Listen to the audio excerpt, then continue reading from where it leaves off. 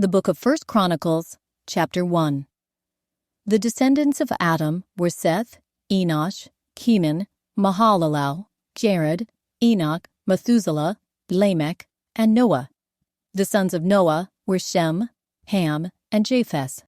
The descendants of Japheth were Gomer, Magog, Madai, Javan, Tubal, Meshech, and Tiras. The descendants of Gomer were Ashkenaz, Riseth, and Togarmah. The descendants of Javan were Elisha, Tarshish, Kittim, and Rodmim.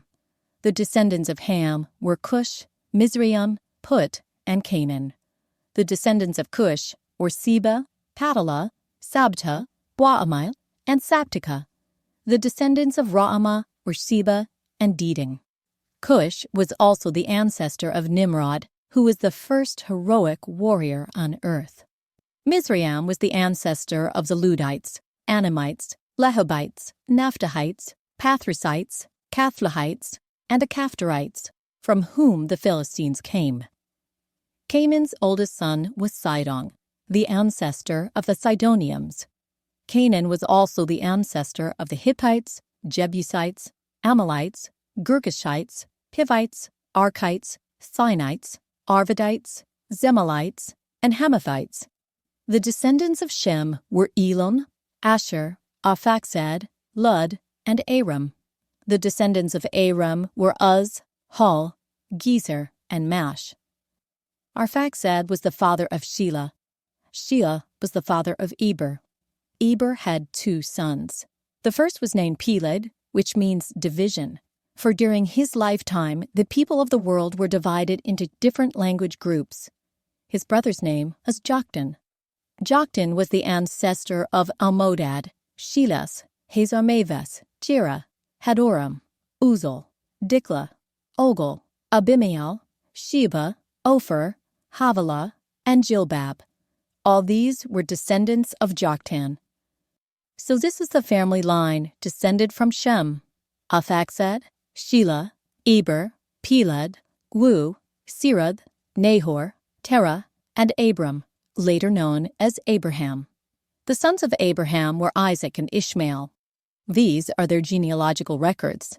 The sons of Ishmael were Nebaioth the oldest, Kedar, Adbeel, Midsim, Mishma, Duma, Massa, Hadad, Tema, Jeter, Maphish, and Kedemah. These were the sons of Ishmael. The sons of Keturah, Abraham's concubine, were Zimran, Jokshan, Medan, Midian, Ishbak, and Shua. The sons of Jokshan were Sheba and Dedan. The sons of Midian were Ephah, Epher, Hanok, Abida, and Eldah. All these were descendants of Abraham through his concubine Keturah. Abraham was the father of Isaac. The sons of Isaac were Esau and Israel. The sons of Esau were Eliphaz, Reuel, Jeush, Jalem, and Korah. The descendants of Eliphaz were Teman, Omar, Zepho, Gatam, Kenaz, and Amalek, who was born to Kimnah. The descendants of Reuel were Nahath, Zerah, Shammah, and Mizah. The descendants of Fear were Lotan, Shobal, Zidion, Anah, Dishon, Ezer, and Dishan. The descendants of Lotan were Horai and Hemam. Lotan's sister was named Timnah. The descendants of Shobal were Alvan, Manahath, Ebal, Shepho, and Onam. The descendants of Zibeon were Aya and Anah. The son of Anah was Dishon. The descendants of Dishon were Hemdan, Eshbran, Ithran, and Kiran. The descendants of Ezer were Bilhan, Zavan, and Achan. The descendants of Dishan were Uz and Aran. These are the kings who ruled in the land of Edom before any king ruled over the Israelites. Bela, son of Beor, who rose from his city of Dinhabah. When Bela died, Jobab, son of Zerah from Bozrah, became king in his place. When Jobab died, Husham from the land of the Temanites became king in his place. When Husham died, Hadad, son of Bedad, became king in his place and ruled from the city of Avis. He was the one who destroyed the Midianite army in the land of Moab. When Hadad died, Samlah from the city of Masrekah became king in his place. When Samlah died, Shaul from the city of Rehoboth on the river became king in his place. When Shaul died, Baal-Hanan, son of Akbor, became king in his place. When Baal-Hanan died, Hadad became king in his place, and ruled from the city of Pah. His wife was Mehetabel, the daughter of Matred, and granddaughter of Mezahab. Then Hadad died. The clan leaders of Edom were Timnah, Alva, Jephthah, Aholibamah, Elah, Pinon, Kenaz, Keman, Nidzar, Magdiel, and Iram. These are the clan leaders of Edom. 1 Chronicles, chapter 2. The sons of Israel were Reuben, Simeon, Levi, Judah, Issachar, Zebulun, Dan, Joseph, Benjamin, Naphtali, Gad, and Asher. Judah had 3 sons from Bathshua, a Canaanite woman. Their names were Onan, and Shelah. But the Lord saw that the oldest son, was a wicked man, so he killed him. Later, Judah had twin sons from Tamar, his widowed daughter-in-law. Their names were Perez and Zerah. So Judah had 5 sons in all. The sons of Perez were Hezron and Hamul. The sons of Zerah were Zimri, Ethan, Heman, Calcol, and Darda, 5 in all. The son of Carmi, a descendant of Zimri, was Achan, who brought disaster on Israel by taking plunder that had been set apart for the Lord. The son of Ethan was Azariah. The sons of Hezron were Jerahmeel, Ram, and Caleb. Ram was the father of Aminadab. Aminadab was the father of Nahshon, a leader of Judah. Nahshon was the father of Salmon. Salmon was the father of Boaz. Boaz was the father of Obed. Obed was the father of Jesse. Jesse's first son was Eliab. His second was Abinadab. His third was Shimei. His fourth was Nethanel. His fifth was Wadai. His sixth was Otham. And his seventh was David. Their sisters were named Zeruiah and Abigail. Zeruiah had 3 sons named Abishai, Joab, and Asahel. Abigail married a man named Jezer, an Ishmaelite, and they had a son named Amasa. Hizlan's son Caleb had sons from his wife Azubah and from Jeriaz. Her sons were named Jesher, Shobab, and Ardon. After Azubah died, Caleb married Ephrathah, and they had a son named Hur. Hur was the father of Uri. Uri was the father of Bezalel. When Hezron was 60 years old, he married Gilead's sister, the daughter of Machir. They had a son named Segub. Segub was the father of Jair, who ruled 23 towns in the land of Gilead. But Gesher and Aram captured the towns of Jair and also took Kenath and its 60 surrounding villages. All these were descendants of Machir, the father of Gilead. Soon after Hezron died in the town of Caleb Ephrathah, his wife Abijah gave birth to a son named Asher, the father of Tekoa. The sons of Jerahmeel, the oldest son of Hezron, were Ram, the firstborn, Bunah, Oren, Ozem, and Ahijah. Jerahmeel had a second wife named Atara. She was the mother of Onam. The sons of Ram, the oldest son of Jerahmeel, were Maaz, Jamin, and Eker. The sons of Onam were Shammai and Jada. The sons of Shammai were Nadab and Abishur. The sons of Abishur and his wife Abihail were Abon and Molid. The sons of Nadab were Seled and Appaim. Seled died without children, but Appaim had a son named Ishai. The son of Ishai was Shishan. Shishan had a descendant named Ali. The sons of Jada, Shammai's brother, were Jether and Jonathan. Jether died without children, but Jonathan had 2 sons named Peleth and Zaza. These were all descendants of Jerahmeel. Shishan had no sons, though he did have daughters. He also had an Egyptian servant named Jarha. Shishan gave one of his daughters to be the wife of Jarha, and they had a son named Adai. Adai was the father of Nathan. Nathan was the father of Zabad. Zabad was the father of Ephlo. Ephlo was the father of Obed. Obed was the father of Jehu. Jehu was the father of Azariah. Azariah was the father of Helez. Helez was the father of Eleasa. Eleasa was the father of Sismai. Sismai was the father of Shallum. Shallum was the father of Jechamiah. Jechamiah was the father of Elishama. The descendants of Caleb, the brother of Jerahmeel, included Mesha, the firstborn, who became the father of Ziph. Caleb's descendants also included the sons of Mareshah, the father of Hebron. The sons of Hebron were Korah, Tappuah, Recham, and Shema. Shema was the father of Rahum. Rahum was the father of Jorkion. Recham was the father of Shammai. The son of Shammai was Maon. Maon was the father of Bethzur. Caleb's concubine Ephah gave birth to Haran, Moza, and Gazez. Haran was the father of Gazez. The sons of Jada were Regem, Jotham, Geshan, Pelet, Ephah, and Sheaph. Another of Caleb's concubines, Maatha, gave birth to Sheber and Kirana. She also gave birth to Sheaph, the father of Madmannah, and Shiva, the father of Machbenah and Gibeah. Caleb also had a daughter named Achsah. These were all descendants of Caleb. The sons of Hur, the oldest son of Caleb's wife Ephrathah, were Shobal, the founder of Kiriath-Jearim, Salma, the founder of Bethlehem, and Hareph, the founder of Bethgader.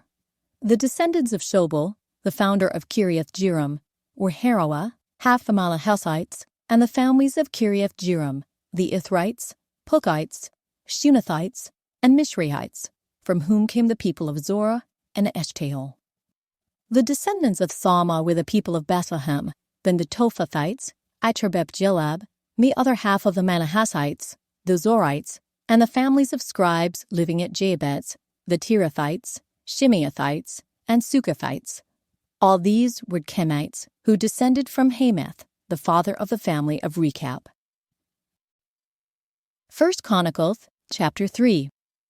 These are the sons of David, who were born in Hebron. The oldest was Amnon, whose mother was Ahinoam from Jezreel. The second was Daniel, whose mother was Abigail from Carmel. The third was Absalom, whose mother was Maacah, the daughter of Talmai, king of Geshur. The fourth was Adonijah, whose mother was Haggith. The fifth was Shephatiah, whose mother was Abital. The sixth was Ithream, whose mother was Eglah, David's wife. These 6 sons were born to David in Hebron, where he reigned 7.5 years. Then David reigned another 33 years in Jerusalem. The sons born to David in Jerusalem included Shemua, Shobab, Nathan, and Solomon. Their mother was Bathsheba, the daughter of Ammiel. David also had 9 other sons: Ibhar, Elishua, Elpalet, Noga, Mephad, Japhia, Elishama, Eliada, and Eliphalet.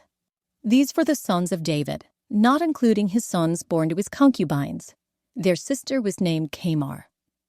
The descendants of Solomon were Rehoboam, Abijah, Asa, Jehoshaphat, Jehoram, Ahaziah, Joash, Amaziah, Uzziah, Jotham, Ahaz, Hezekiah, Manasseh, Amon, and Josiah.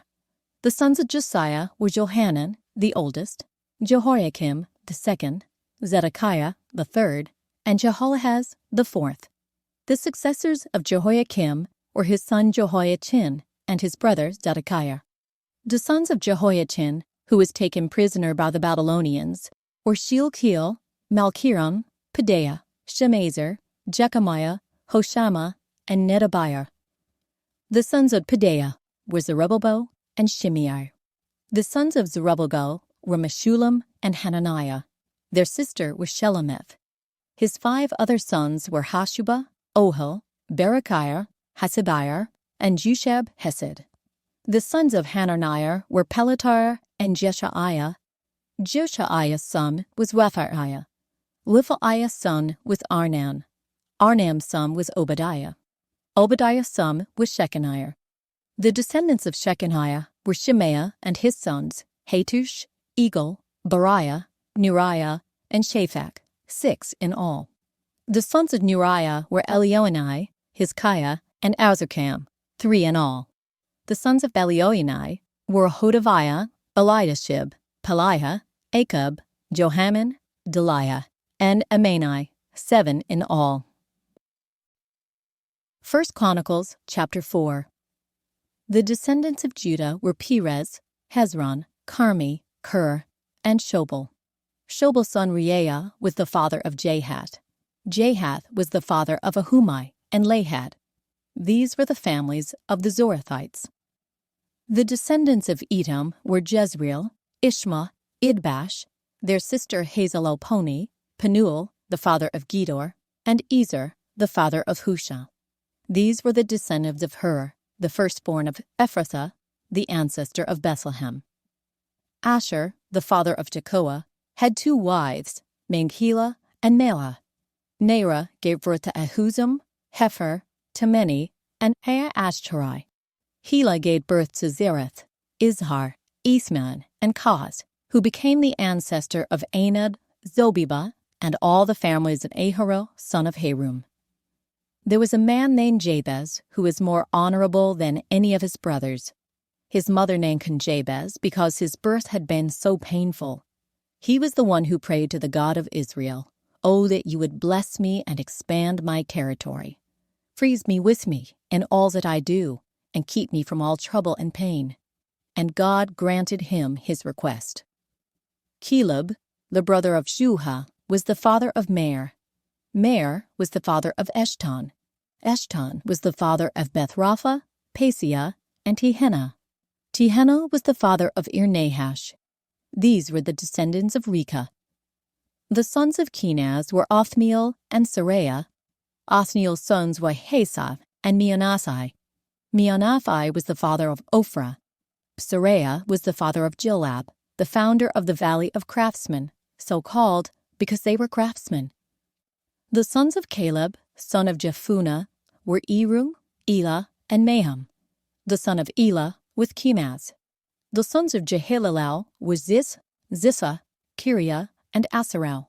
The sons of Ezra were Jepher, Mirad, Epher, and Jalon.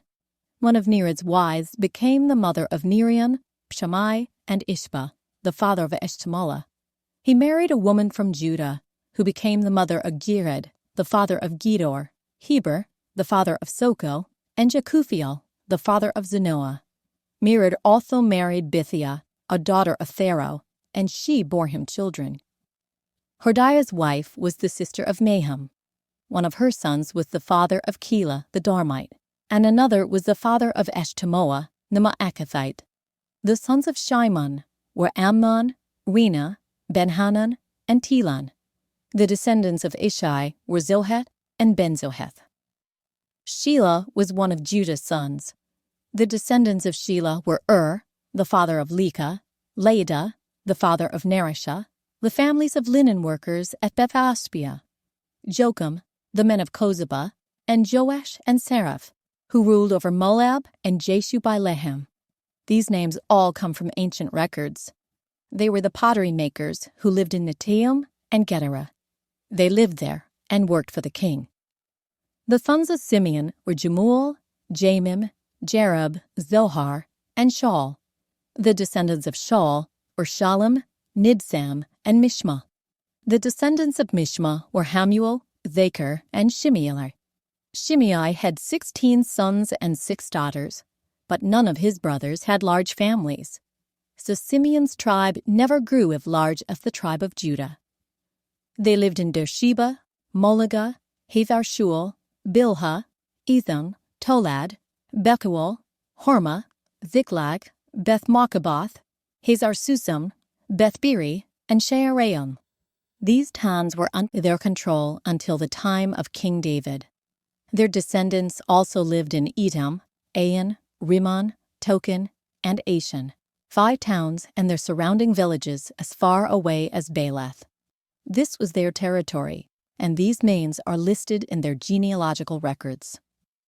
Other descendants of Simeon included Meshobab, Jamlech, Josha, son of Amaziah, Joel, Jehu, son of Joshabiah, son of Seraiah, son of Athiel, Elielini, Jaakobah, Jashohiah, Asaiah, Abiel, Jezemiel, Bemaiah, and Ziza son of Shiphi, son of Alon, son of Judea, son of Shimri, son of Shemaiah. These were the names of some of the leaders of Simeon's wealthy clans. Their families grew, and they traveled to the region of Gilar in the east part of the valley, seeking pasture land for their flocks. They found lush pastures there, and the land was spacious, quiet, and peaceful. Some of Ham's descendants had been living in that region, but during the reign of King Hezekiah of Judah, these leaders of Simeon invaded the region and completely destroyed the homes of the descendants of Ham and of the Meunites. No trace of them remains today. They killed everyone who lived there and took the land for themselves because they wanted its good pasture land for their flocks. 500 of these invaders from the tribe of Simeon went to Mount Seir, led by Pelatiah, Neliah, Rephaiah, and Thazio, all sons of Ishai. They destroyed the few Amalekites who had survived, and they have lived there ever since. 1 Chronicles chapter 5. The oldest son of Israel was Reuben, but since he dishonored his father by sleeping with one of his father's concubines, his birthright was given to the sons of his brother Joseph. For this reason, Reuben is not listed in the genealogical records as the firstborn son. The descendants of Judah became the most powerful tribe and provided a ruler for the nation, but the birthright belonged to Joseph. The sons of Reuben, the oldest son of Israel, were Hanok, Palu, Hezron, and Carmi. The descendants of Joel were Shemaiah, Gog, Shimei, Micah, Reiah, Baal, and Bera. Bera was the leader of the Reubenites when they were taken into captivity by King Tiglath-Pileser of Assyria. Bera's relatives are listed in their genealogical records by their clans: Jeiel, the leader, Zechariah, and Bela, son of Azaz, son of Shema, son of Joel. The Reubenites lived in the area that stretches from Avor to Nebo and Baal-meon. And since they had so many livestock in the land of Gilead, they spread east toward the edge of the desert that stretches to the Euphrates River. During the reign of Saul, the Reubenites defeated the Hagrites in battle. Then they moved into the Hagrite settlements all along the eastern edge of Gilead. Next to the Reubenites, the descendants of Gad lived in the land of Bashan, as far east as Selecah. Joel was the leader in the land of Bashan, and Shapham was second in command, followed by Jani and Shaphat. Their relatives, the leaders of 7 other clans, were Michael, Meshullam, Sheba, Jorai, Jachin, Zia, and Eber.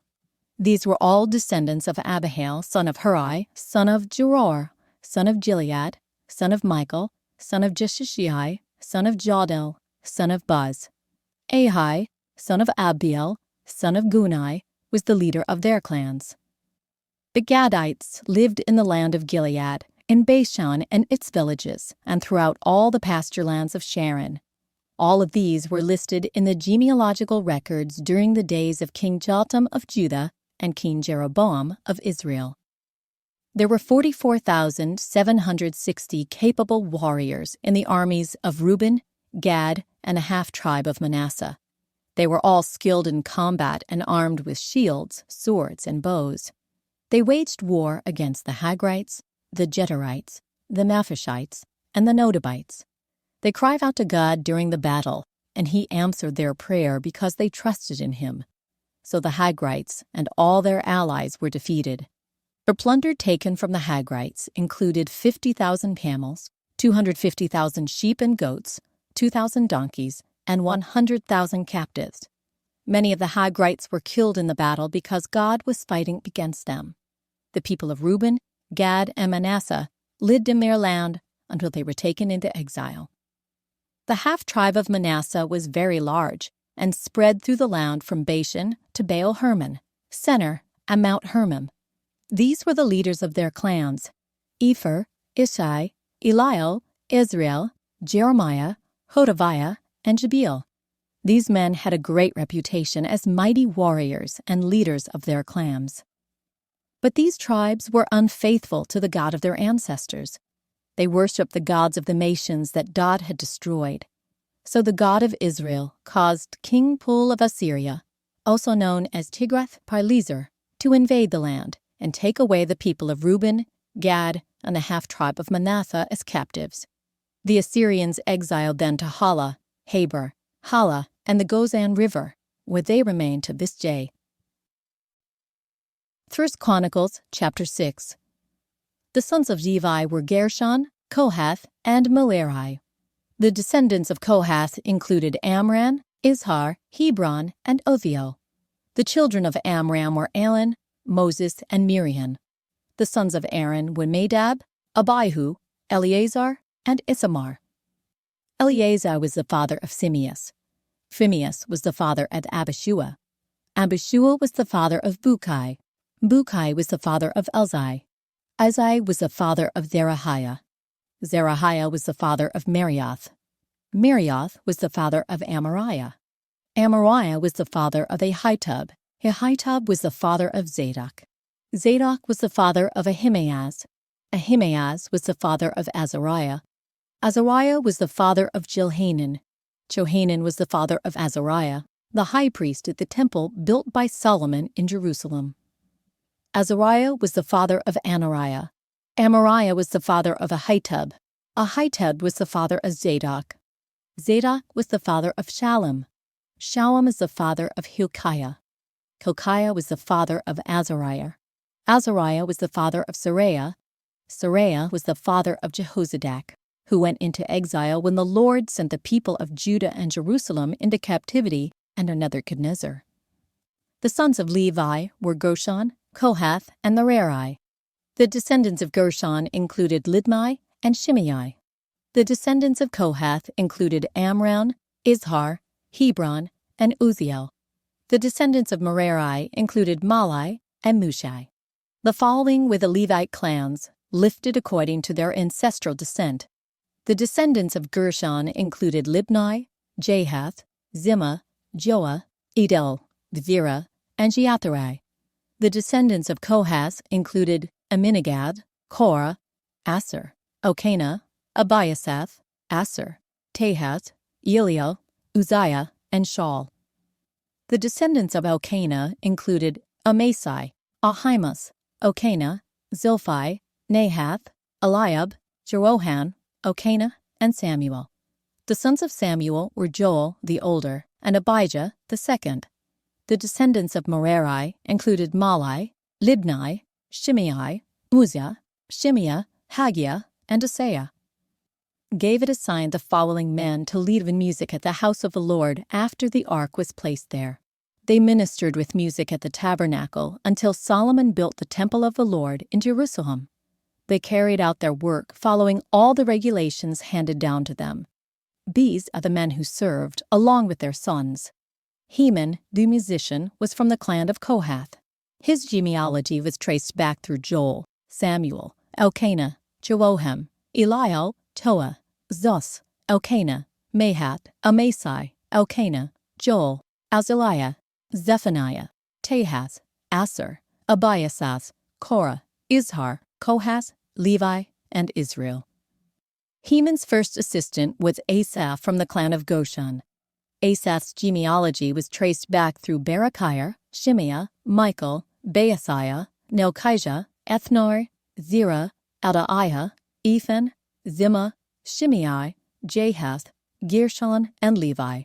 Heman's second assistant was Ethan from the clan of Merari.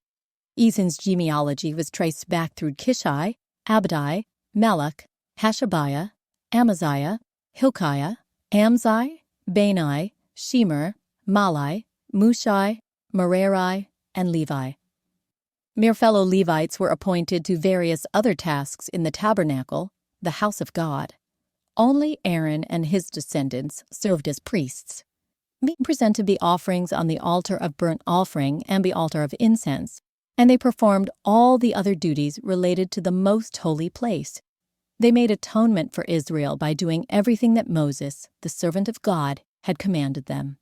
The descendants of Aaron were Eleazar, Phinehas, Abishua, Bukai, Uzzi, Zerahiah, Merioth, Amariah, Ahitub, Zadok, and Ahimaaz. This is a record of the towns and territory assigned by means of sacred lot to the descendants of Aaron, who were from the clan of Kohath. This territory included Hebron and its surrounding pasture lands in Judah, but the fields and outlying areas belonging to the city were given to Caleb, son of Jephunneh. So the descendants of Aaron were given the following towns, each with its pasture lands: Hebron, a city of refuge; Libnah, Jader, Eshtemoa, Holon, Geber, Ain, Jeddah, and Bethshemesh. And from the territory of Benjamin they were given Gibeon, Geba, Alameth, and Amathoth, each with its pasture lands. So 13 towns were given to the descendants of Aaron. The remaining descendants of Kohath received 10 towns from the territory of the half-tribe of Manasseh by means of sacred lots. The descendants of Gershon received by sacred lots 13 towns from the territories of Issachar, Asher, Naphtali, and from the Bashan area of Manasseh, east of the Jordan.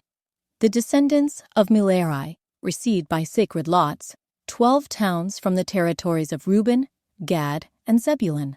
So the people of Israel assigned all these towns and pasture lands to the Levites.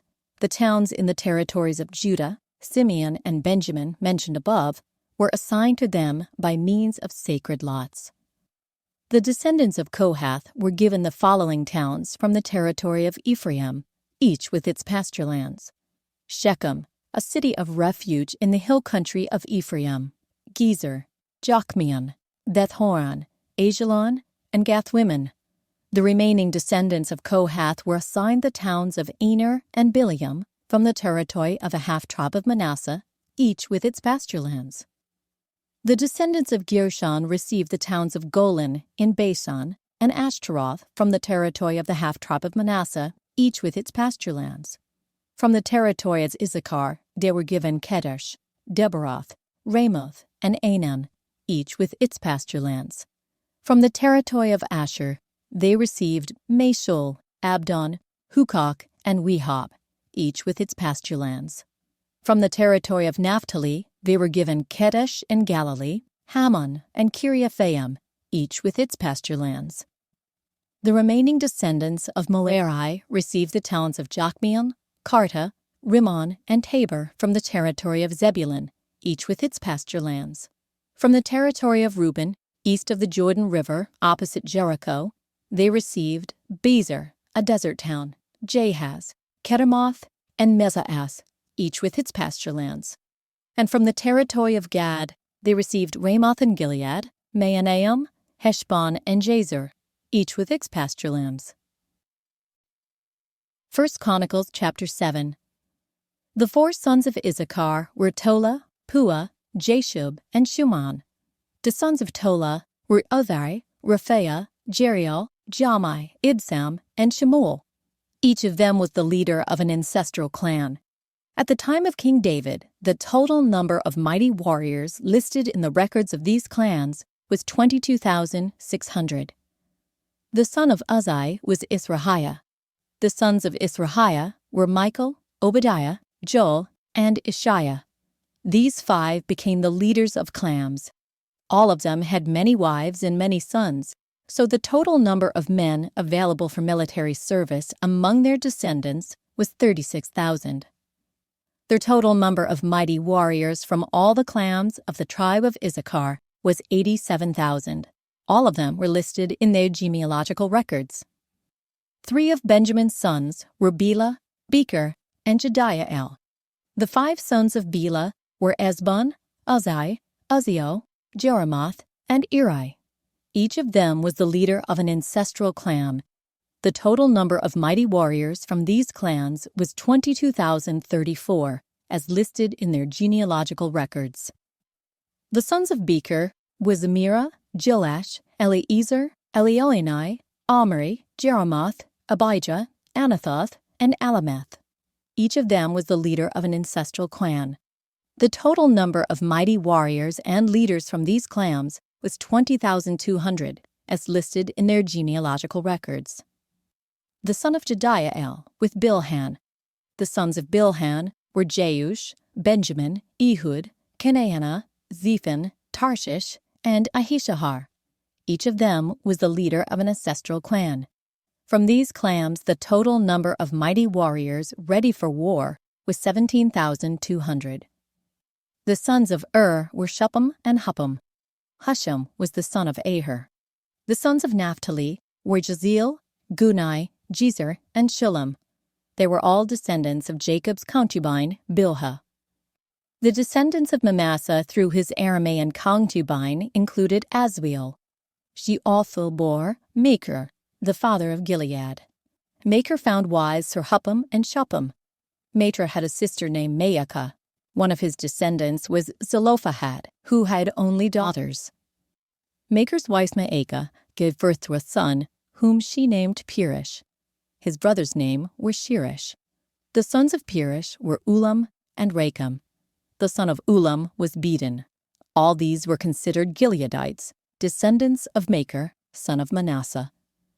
Machir's sister Hamolateth gave birth to Ishhod, Abiezer, and Mala. The sons of Shemida were Ahian, Shechem, Lechi, and Aniham. The descendants of Ephraim were Shusala, Bered, Tahaz, Eliada, Tahaz, Zabed, Shusala, Ezer, and Eliad. These two were killed trying to steal livestock from the local farmers near Gath. Their father Ephraim mourned for them a long time, and his relatives came to comfort him. Afterward, Ephraim slept with his wife, and she became pregnant and gave birth to a son. Ephraim named him Beliah, because of the tragedy his family had suffered. He had a daughter named Shirah. She built the towns of Lower and Upper Beth-horon and Uthan-shirah. The descendants of Ephraim included Risa, Reshes, Tela, Tahan, Laden, Ammihud, Elishama, Nun, and Joshua. The descendants of Ephraim lived in the territory that included Bethel and its surrounding towns to the south, Mearoun to the east, Gezer and its villages to the west, and Shechem and its surrounding villages to the north, as far as Aya and its towns. Along the border of Manasseh were the towns of Bethshan, Tahamach, Megiddo, Dur, and Beer surrounding villages. The descendants of Joseph, son of Israel, lived in these towns. The sons of Asher were Imnah, Ishva, Ishvi, and Beliah. They had a sister named Selah. The sons of Beliah were Heber and Malchiel, the father of Brizaeth. The sons of Heber were Japhlet, Shomer, and Hotham. They had a sister named Shua. The sons of Japhlet were Pesach, Bimhal, and Ashvath. The sons of Shomer were Ahi, Roga, Hutha, and Aram. The sons of his brother Helam were Zophah, Imnah, Shelish, and Amal. The sons of Zophah were Sua, Hamefer, Shual, Beri, Emma, Vezer, Hod, Shammah, Shosha, Ithron, and Bera. The sons of Jezer were Jephunneh, Pispa, and Era. The sons of Ulah were Era, Haniel, and Rizia. Each of these descendants of Asher was the head of an ancestral clan. They were all select men, mighty warriors, and outstanding leaders.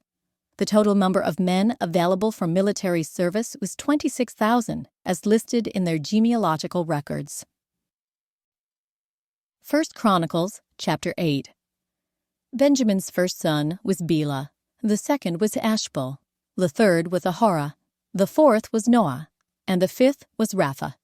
The sons of Bela were Adar, Gera, Abihud, Abishua, Naaman, Ahoah, Gera, Shaphupan, and Huram.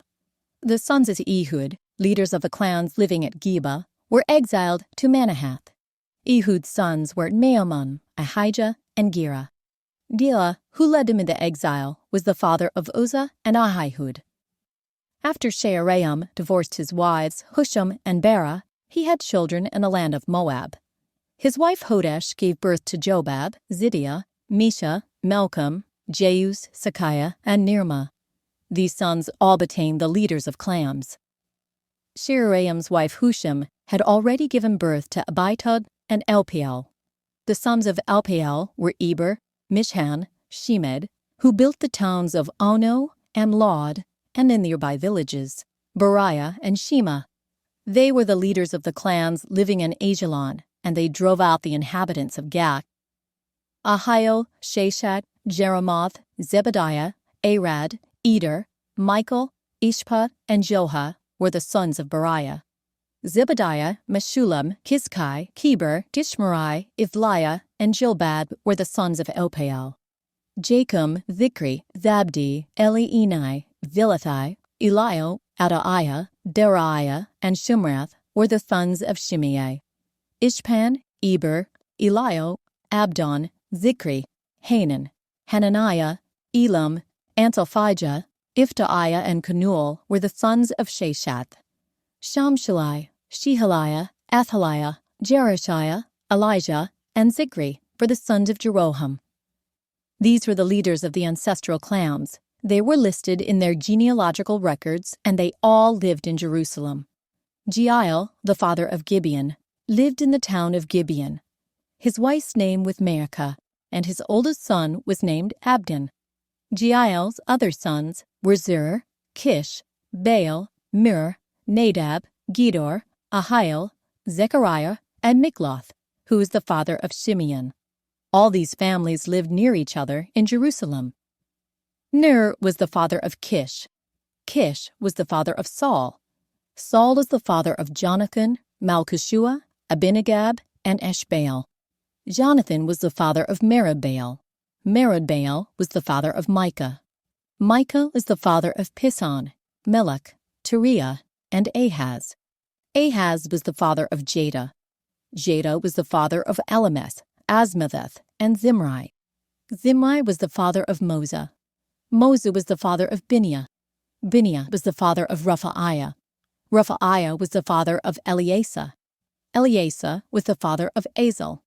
Azel had 6 sons, Azrikam, Bokeru, Ishmael, Shealiah, Obadiah, and Hanan. These were the sons of Azel. Azel's brother, Eshek, had 3 sons. The first was Ulam, the second was Jaish, and the third was Eliphalet. Ulam's sons were all mighty warriors and expert archers. They had many sons and grandsons, 150 in all. All these were descendants of Benjamin. 1 Chronicles chapter 9. So all Israel was listed in the genealogical records in the book of the kings of Israel. The people of Judah were exiled to Babylon because they were unfaithful to the Lord. The first of the exiles to return to their property in their former towns were priests, Levites, temple servants, and other Israelites. Some of the people from the tribes of Judah, Benjamin, Ephraim, and Manasseh came and settled in Jerusalem. One family that returned was that of Uzai, son of Ammihud, son of Omri, son of Imri, son of Bani, a descendant of Perez, son of Judah.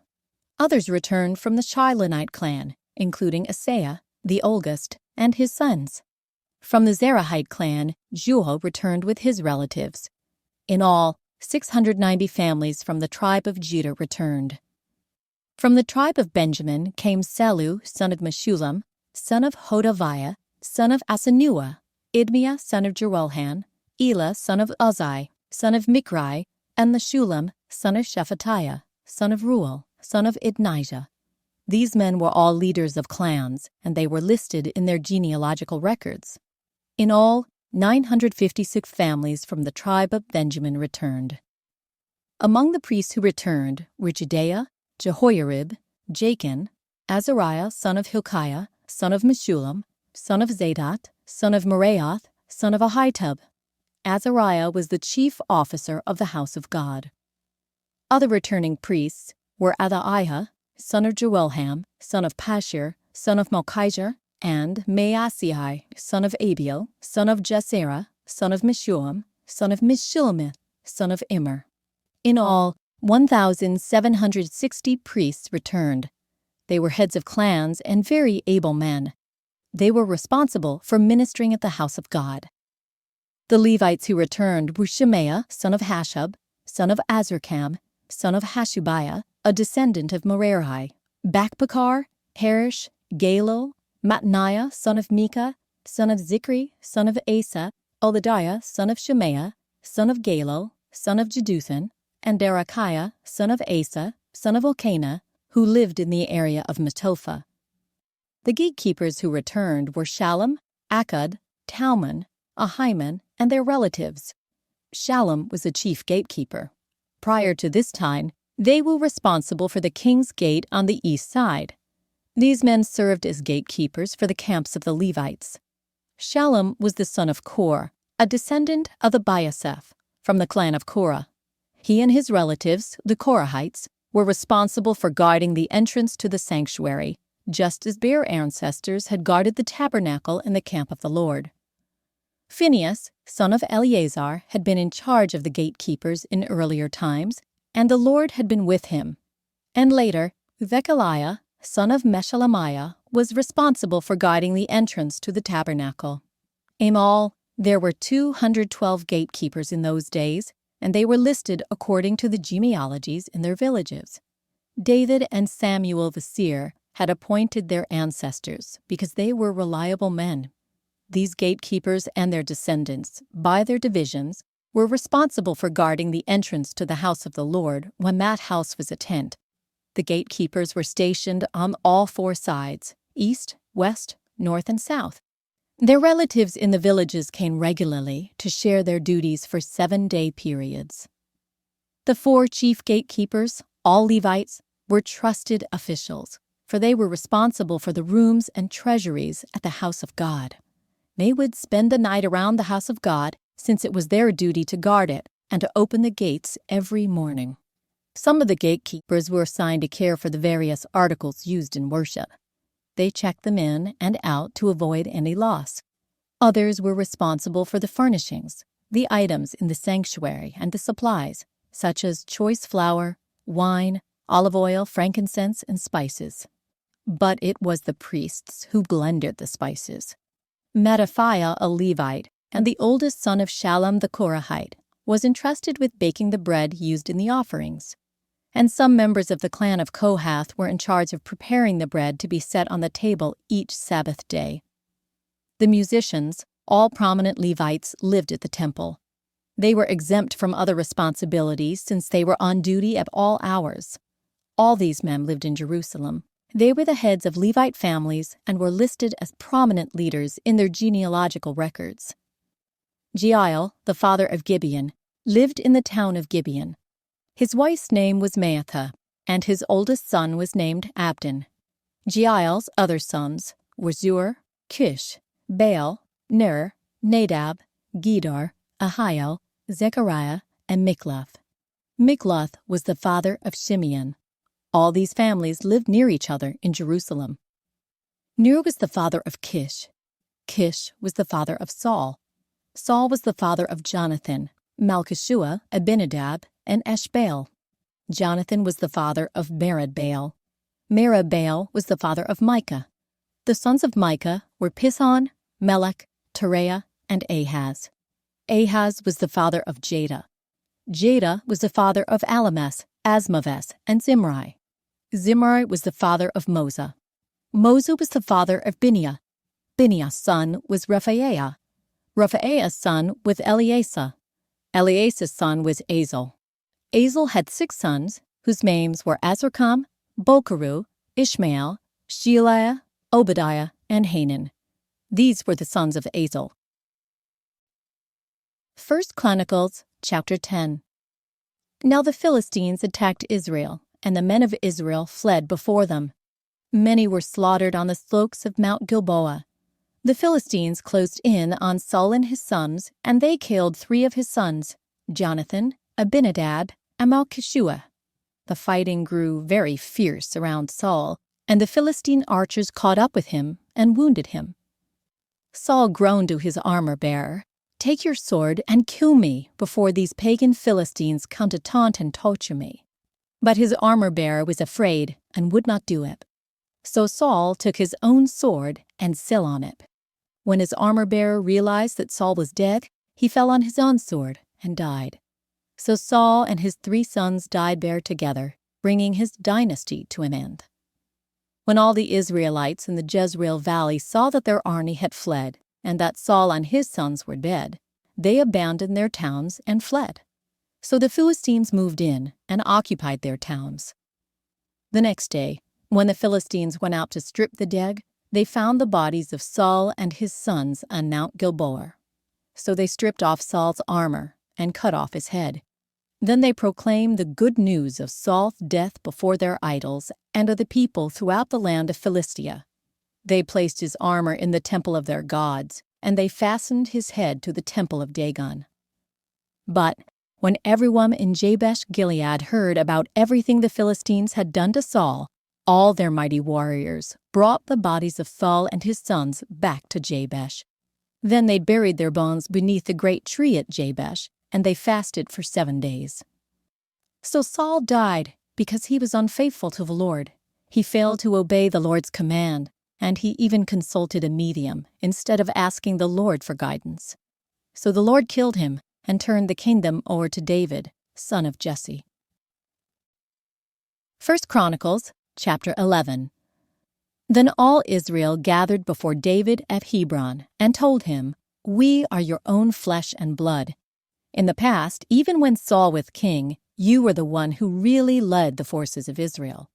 And the Lord your God told you, 'You will be the shepherd of my people Israel.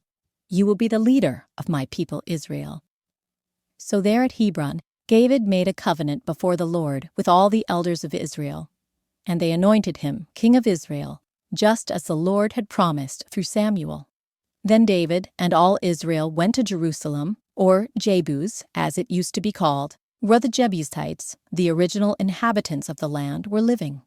The people of Jebus taunted David, saying, "You'll never get in here." But David captured the fortress of Zion, which is now called the City of David. David had said to his troops, "Whoever is first to attack the Jebusites will become the commander of my armies."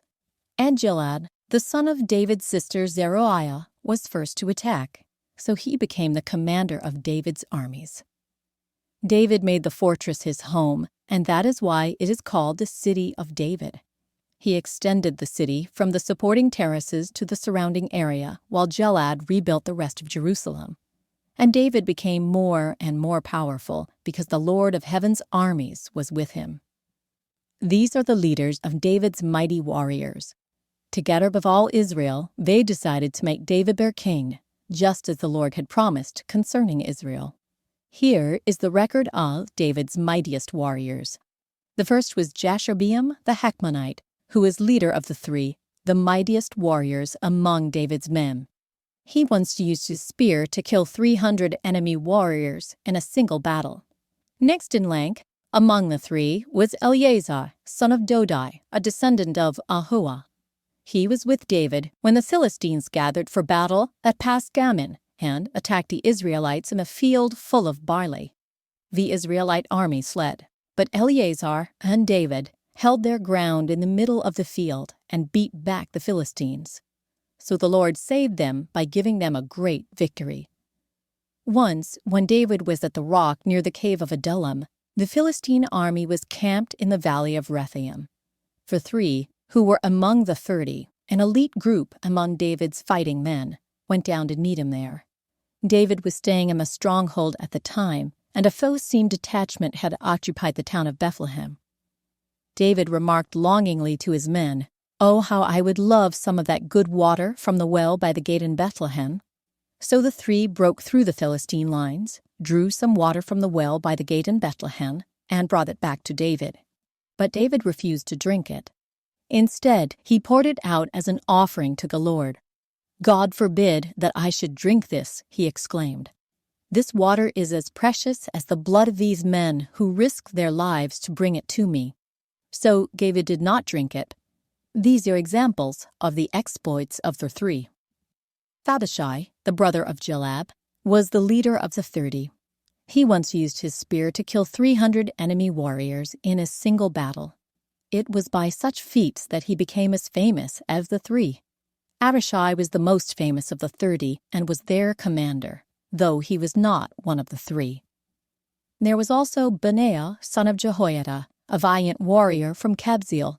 He did many heroic deeds, which included killing 2 champions of Moab. Another time, on a snowy day, he chased a lion down into a pit and killed it.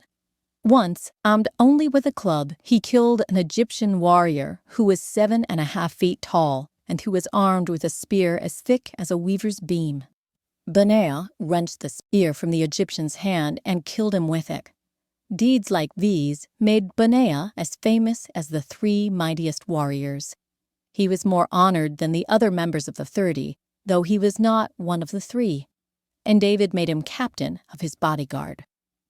David's mighty warriors also included Asahel, Joab's brother, Elhaman, son of Dodo from Bethlehem, Shammah from Harod, Helez from Pelon, Ira, son of Ikish from Tekoa, Abiezer from Anathoth, Sibbecai from Husha, Zalman from Ahoah, Maharai from the Topha, Helid, son of Baanah, from the Topha, Ithai, son of Ribai from Gibeah, in the land of Benjamin, Benaiah from Pirathon, Hurai from Mir-Nahal-Gaesh, Abi-Albon from Arabah, Asmaveth from Bahurim, Eliabah from Sheelabon, the sons of Jashan from Gizon, Jonathan, son of Shagi from Herar, Ahiam, son of Shirar from Herar, Eliphol, son of Hefer from Akura, Ahijah from Pelon, Hezro from Carmel, Palai, son of Ezbai, Joel, the brother of Mathan, Nibhar, son of Hagrai, Zeleth from Anan, Naharai from Belath, the armor-bearer of Joab, son of Zeruiah, Elah from Jater, Gaweb from Jater, Uriah the Hittite, Zabed, son of Ali, Andina, son of Shiza, the Reubenite leader who had 30 men with him, Haman, son of Maacah, Joshaphat from Misnah, Uzziah from Ashtaroth, Shema and Jeiel, the sons of Hotham from Awor, Jediael, son of Shimri, Joha, his brother from Tiz, Eliob from Ahava, Jerobai and Joshaviah, the sons of Elnaam, Ithma from Moab, Eliob and Obed, Jaziel from Zilbah. 1 Chronicles chapter 12. The following men joined David at Ziklag while he was hiding from Saul, son of Kish. They were among the warriors who fought beside David in battle. All of them were expert archers, and they could shoot arrows or sling stones with their left hand, as well as their right. They were all relatives of Saul from the tribe of Benjamin. Their leader was Ahiezer, son of Shemaiah from Gibeah. His brother Joash was second in command. These were the other warriors, Jeviel and Pilet, sons of Asmaveth, Beratha, Jehu from Amathoth, Ishmaiah from Gibeon, a famous warrior and leader among the 30, Jeremiah, Jehaziel, Johanan, and Jozabad from Genuah, Eluzai, Jeremoth, Bealiah, Shemaliah, and Shephatiah from Herath, Elkanah, Ishire, Azarel, Jozer, and Jashubin, who were Korahites, Jola and Zebadiah, sons of Jeroham, from Gedor. Some brave and experienced warriors from the tribe of Gad also defected to David while he was at the stronghold in the wilderness. They were expert with both shield and spear, as fierce as lions and as swift as deer on the mountains. Bezer was their leader. Obadiah was second. Eliab was third. Mishmannah was fourth. Jeremiah was fifth. Adai was sixth. Elio was seventh. Johanan was eighth. Elzabad was ninth. Jeremiah was 10th. Matbani was 11th. These warriors from Gad were army commanders. The weakest among them could take on 100 regular troops, and the strongest could take on 1,000. These were the men who crossed the Jordan River during its seasonal flooding at the beginning of the year and drove out all the people living in the lowlands on both the east and west banks. Others from Benjamin and Judah came to David at the stronghold. David went out to meet them and said, "If you have come in peace to help me, we are friends. But if you have come to betray me to my enemies when I am innocent, then may the God of our ancestors see it and punish you." Then the Spirit came upon Amasai, the leader of the 30, and he said, "We are yours, David. We are on your side, son of Jesse. Peace and prosperity be with you, and success to all who help you, for your God is the one who helps you." So David let them join him, and he made them officers over his troops. Some men from Manasseh defected from the Israelite army and joined David when he set out with the Philistines to fight against Saul. But as it turned out, the Philistine rulers refused to let David and his men go with them. After much discussion, they sent him back, for they said, "It will cost us our heads if David switches loyalties to Saul and turns against us." Here is a list of the men from Manasseh who defected to David as he was returning to Ziklag: Hagna, Jozabad, Jediael, Michael, Jozabad, Elihu, and Zilithai. Each commanded 1,000 troops from the tribe of Manasseh. They helped David chase down bands of raiders, for they were all brave and able warriors who became commanders in his army. Day after day, more men joined David until he had a great army, like the army of God. These are the numbers of armed warriors who joined David at Hebron. They were all eager to see David become king instead of Saul, just as the Lord had promised. From the tribe of Judah, there were 6,800 warriors armed with shields and spears. From the tribe of Simeon, there were 7,100 brave warriors. From the tribe of Levi, there were 4,600 warriors. This included Jehoiada, leader of the family of Aaron, who had 3,700 under his command. This also included Zadok, a brave young warrior, with 22 members of his family who were all officers. From the tribe of Benjamin, Saul's relatives, there were 3,000 warriors. Most of the men from Benjamin had remained loyal to Saul until this time. From the tribe of Ephraim, there were 20,800 brave warriors, each highly respected in his own clan. From the half-tribe of Manasseh, west of the Jordan, 18,000 men were designated by name to help David become king. From the tribe of Issachar, there were 200 leaders of the tribe with their relatives. All these men understood the signs of the times and knew the best course for Israel to take. From the tribe of Zebulun, there were 50,000 skilled warriors. They were fully armed and prepared for battle and completely loyal to David. From the tribe of Naphtali, there were 1,000 officers and 37,000 warriors armed with shields and spears. From the tribe of Dan, there were 28,600 warriors, all prepared for battle. From the tribe of Asher, there were 40,000 trained warriors, all prepared for battle. From the east side of the Jordan River, where the tribes of Reuben and Gad and a half-tribe of Manasseh lived, there were 120,000 troops armed with every kind of weapon. All these men came in battle ready to Hebron with the single purpose of making David the king over all Israel. In fact, everyone in Israel agreed that David should be their king. They feasted and drank with David for 3 days, for preparations had been made by their relatives for their arrival. And people from as far away as Issachar, Zebulun, and Naphtali brought food on donkeys, camels, mules, and oxen. Vast supplies of flour, fig cakes, clusters of raisins, wine, olive oil, cattle, sheep, and goats were brought to the celebration. There was great joy throughout the land of Israel. 1 Chronicles chapter 13. David consulted with all his officials, including the generals and captains of his army. Then he addressed the entire assembly of Israel as follows: "If you approve, and if it is the will of the Lord our God, let us send messages to all the Israelites throughout the land, including the priests and Levites in their towns and pasture lands. Let us invite them to come and join us. It is time to bring back the ark of our God, for we neglected it during the reign of Saul." The whole assembly agreed to this, for the people could see it was the right thing to do. So David summoned all Israel, from the Shihor brook of Egypt in the south, all the way to the town of Lebo-Hamath in the north, to join in bringing the ark of God from Kiriath-Jearim. Then David and all Israel went to Baalah of Judah, also called Kiriath-Jearim, to bring back the ark of God, which bears the name of the Lord who is enthroned between the cherubim. They placed the ark of God on a new cart and brought it from Abinadab's house. Uzzah and Ahio were guiding the cart. David and all Israel were celebrating before God with all their might, singing songs and playing all kinds of musical instruments: lyres, harps, tambourines, cymbals, and trumpets. But when they arrived at the threshing floor of Nacon, the oxen stumbled, and Uzzah reached out his hand to steady the ark. Then the Lord's anger was aroused against Uzzah, and he struck him dead because he had laid his hand on the ark. So Uzzah died there in the presence of God. David was angry because the Lord's anger had burst out against Uzzah. He named that place Perez Uzzah, which means to burst out against Uzzah, as it is still called today.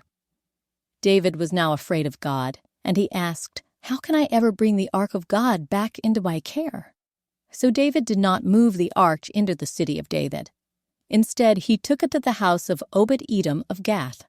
The ark of God remained there in Obed-Edom's house for 3 months, and the Lord blessed the household of Obed-Edom and everything he owned.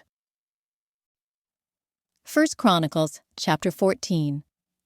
Then King Hiram of Tyre sent messengers to David, along with cedar timber and stonemasons and carpenters to build him a palace. And David realized that the Lord had confirmed him as king over Israel and had greatly blessed his kingdom for the sake of his people Israel. Then David married more wives in Jerusalem, and they had more sons and daughters. These are the names of David's sons who were born in Jerusalem: Shemua, Shobad, Nathan, Solomon, Ibhar, Elishua, Elpelet, Noga, Nepheg, Japhiah, Elishama, Eliada, and Eliphelep. When the Philistines heard that David had been anointed king over all Israel, they mobilized all their forces to capture him. But David was told they were coming, so he marched out to meet them. The Philistines arrived and made a raid in the valley of Rephaim. So David asked God, "Should I go out to fight the Philistines? Will you hand them over to me?" The Lord replied, "Yes, go ahead. I will hand them over to you." So David and his troops went up to Baal-perazim and defeated the Philistines there. "God did it," David exclaimed. "He used me to burst through my enemies like a raging flood." So they named that place Baal-perazim, which means the Lord who bursts through. The Philistines had abandoned their gods there, so David gave orders to burn them. But after a while, the Philistines returned and raided the valley again. And once again, David asked God what to do. "Do not attack them straight on," God replied. "Instead, circle around behind and attack them near the poplar trees. When you hear a sound like marching feet in the tops of the poplar trees, go out and attack. That will be the signal that God is moving ahead of you to strike down the Philistine army." So David did what God commanded, and they struck down the Philistine army all the way from Gibeon to Gezer. So David's fame spread everywhere, and the Lord caused all the nations to fear David. 1 Chronicles chapter 15. David now built several buildings for himself in the city of David. He also prepared a place for the ark of God and set up a special tent for it. Then he commanded, "No one except the Levites may carry the ark of God. The Lord has chosen them to carry the ark of the Lord and to serve him forever." Then David summoned all Israel to Jerusalem to bring the ark of the Lord to the place he had prepared for it. This is the number of the descendants of Aaron the priests and the Levites who were called together. From the clan of Kohath, 120, with Uriel as their leader. From the clan of Merari, 220, with Asaiah as their leader. From the clan of Gershon, 130, with Joel as their leader. From the descendants of Elisaphan, 200, with Shemaiah as their leader. From the descendants of Hebron, 80, with Eliel as their leader. From the descendants of Uzziel, 112, with Amminadab as their leader. Then David summoned the priests Zadok and Abiathar and these Levite leaders: Uriel, Asaiah, Joel, Shemaiah, Eliel, and Amminadab. He said to them, "You are the leaders of the Levite families. You must purify yourselves and all your fellow Levites, so you can bring the ark of the Lord, the God of Israel, to the place I have prepared for it. Because you Levites did not carry the ark the first time, the anger of the Lord our God burst out against us. We failed to ask God how to move it properly. So the priests and the Levites purified themselves in order to bring the ark of the Lord, the God of Israel, to Jerusalem.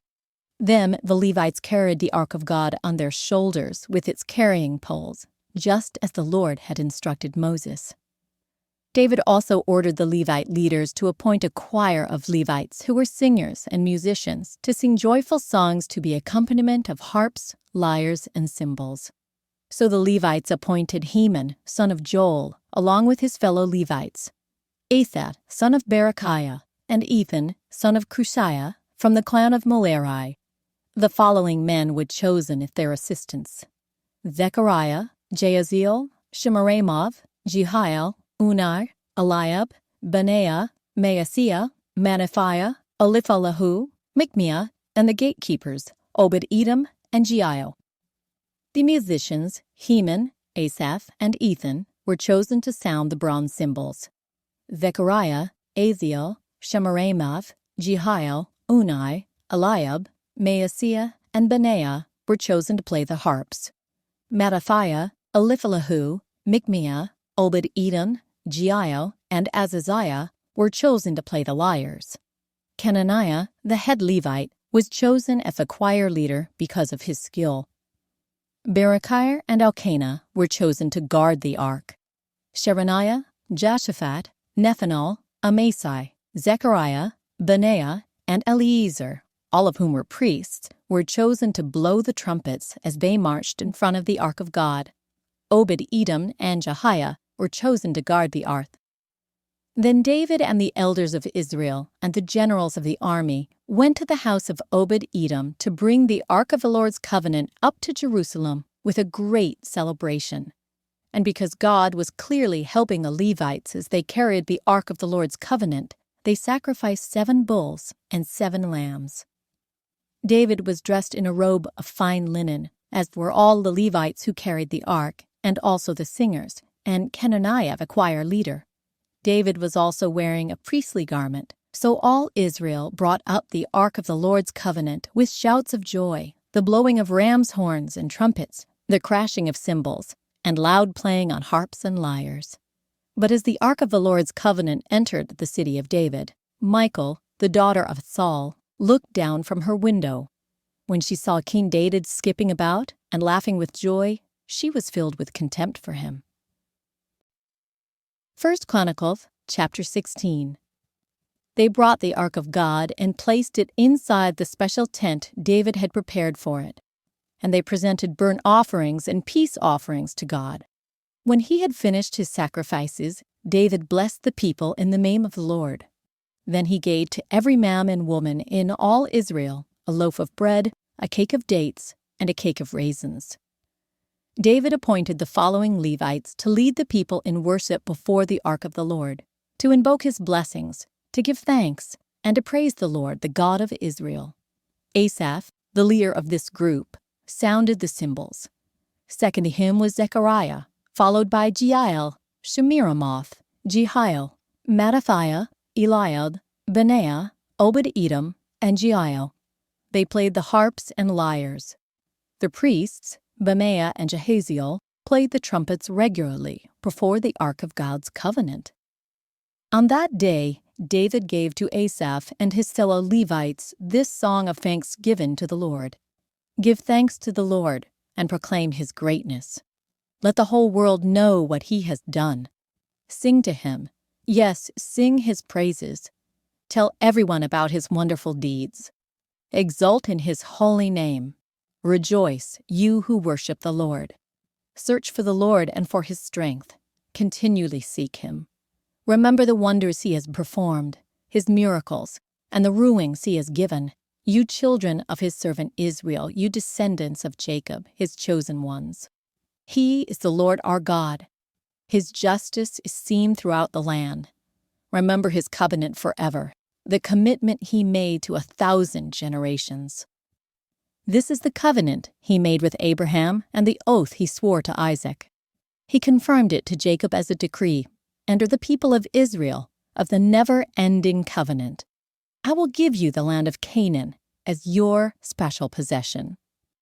He said this when you were few in number, a tiny group of strangers in Canaan. They wandered from nation to nation, from one kingdom to another. Yet he did not let anyone oppress them. He warned kings on their behalf, "Do not touch my chosen people, and do not hurt my prophets." Let the whole earth sing to the Lord. Each day proclaim the good news that he saves. Publish his glorious deeds among the nations. Tell everyone about the amazing things he does. Great is the Lord. He is most worthy of praise. He is to be feared above all gods. The gods of other nations are mere idols, but the Lord made the heavens. Honor and majesty surround him. Strength and joy fill his dwelling. O nations of the world, recognize the Lord. Recognize that the Lord is glorious and strong. Give to the Lord the glory he deserves. Bring your offering and come into his presence. Worship the Lord in all his holy splendor. Let all the earth tremble before him. The world stands firm and cannot be shaken. Let the heavens be glad and the earth rejoice. Tell all the nations, the Lord reigns. Let the sea and everything in it shout his praise. Let the fields and their crops burst out with joy. Let the trees of the forest sing for joy before the Lord, for he is coming to judge the earth. Give thanks to the Lord, for he is good. His faithful love endures forever. Cry out, "Save us, O God of our salvation." Gather and rescue us from among the nations, so we can thank your holy name and rejoice and praise you. Praise the Lord, the God of Israel, who lives from everlasting to everlasting. And all the people shouted, "Amen," and praised the Lord. David arranged for Asaph and his fellow Levites to serve regularly before the Ark of the Lord's covenant, doing whatever needed to be done each day. This group included Obed-Edom, son of Jeduthun, Hosah, and 68 other Levites as gatekeepers. Meanwhile, David stationed Zadok the priest and his fellow priests at the tabernacle of the Lord at the place of worship in Gibeon, where they continued to minister before the Lord. They sacrificed the regular burnt offerings to the Lord each morning and evening on the altar set aside for that purpose, obeying everything written in the law of the Lord as he had commanded Israel. David also appointed Heman, Jeduthun, and the others chosen by name to give thanks to the Lord, for his faithful love endures forever. They used their trumpets, cymbals, and other instruments to accompany their songs of praise to God, and the sons of Jeduthun were appointed as gatekeepers. Then all the people returned to their homes, and David turned and went home to bless his own family. 1 Chronicles, chapter 17. When David was settled in his palace, he summoned Nathan the prophet. "Look," David said, "I am living in a beautiful cedar palace, but the Ark of the Lord's covenant is out there under a tent." Nathan replied to David, "Do whatever you have in mind, for God is with you." But that same night, God said to Nathan, "Go and tell my servant David, this is what the Lord has declared. You are not the one to build a house for me to live in.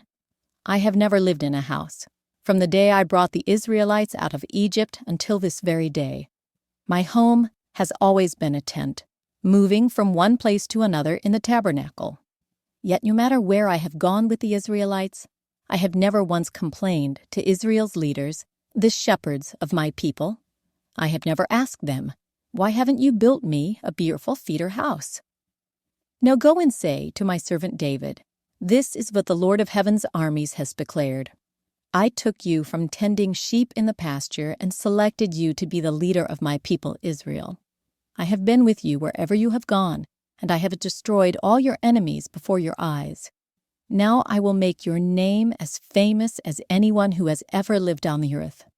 And I will provide a homeland for my people Israel, planting them in a secure place where they will never be disturbed. Evil nations won't oppress them as they've done in the past, starting from the time I appointed judges to rule my people Israel. And I will defeat all your enemies. Furthermore, I declare that the Lord will build a house for you, a dynasty of kings. For when you die and join your ancestors, I will raise up one of your descendants, one of your sons, and I will make his kingdom strong. He is the one who will build a house, a temple for me, and I will secure his throne forever. I will be his father, and he will be my son. I will never take my favor from him as I took it from the one who ruled before you. I will confirm him as king over my house and my kingdom for all time, and his throne will be secure forever." So Nathan went back to David, and told him everything the Lord had said in this vision. Then King David went in and sat before the Lord and prayed, "Who am I, O Lord God, and what is my family, that you have brought me this far? And now, O God, in addition to everything else, you speak of giving your servant a lasting dynasty? You speak as though I were someone very great, O Lord God. What more can I say to you about the way you have honored me? You know what your servant is really like. For the sake of your servant, O Lord, and according to your will, you have done all these great things and have made them known. O Lord, there is no one like you. We have never even heard of another God like you. Whatever nation on earth is like your people Israel? Whatever nation, O God, have you redeemed from slavery to be your own people? You made a great name for yourself when you redeemed your people from Egypt. You performed awesome miracles and drove out the nations that stood in their way. You chose Israel to be your very own people forever, and you, O Lord, became their God. And now, O Lord, I am your servant. Do as you have promised concerning me and my family. May it be a promise that will last forever. And may your name be established and honored forever, so that everyone will say, 'The Lord of heaven's armies, the God of Israel, is Israel's God.' And may the house of your servant David continue before you forever. O my God, I have been bold enough to pray to you, because you have revealed to your servant that you will build a house for him, a dynasty of kings. For you are God, O Lord, and you have promised these good friends to your servant. And now it has pleased you to bless the house of your servant, so that it will continue forever before you. For when you grant a blessing, O Lord, it is an eternal blessing." 1 Chronicles chapter 18. After this, David defeated and subdued the Philistines by conquering Gath and its surrounding towns. David also conquered the land of Moab, and the Moabites who were spared became David's subjects and paid him tribute money. David also destroyed the forces of Hadadezer, king of Zobah, as far as Hamath, when Hadadezer marched out to strengthen his control along the Euphrates River. David captured 1,000 chariots, 7,000 charioteers, and 20,000 foot soldiers. He crippled all the chariot horses except enough for 100 chariots. When Arameans from Damascus arrived to help King Hadadezer, David killed 22,000 of them. Then he placed several army garrisons in Damascus, the Aramean capital, and the Arameans became David's subjects and paid him tribute money.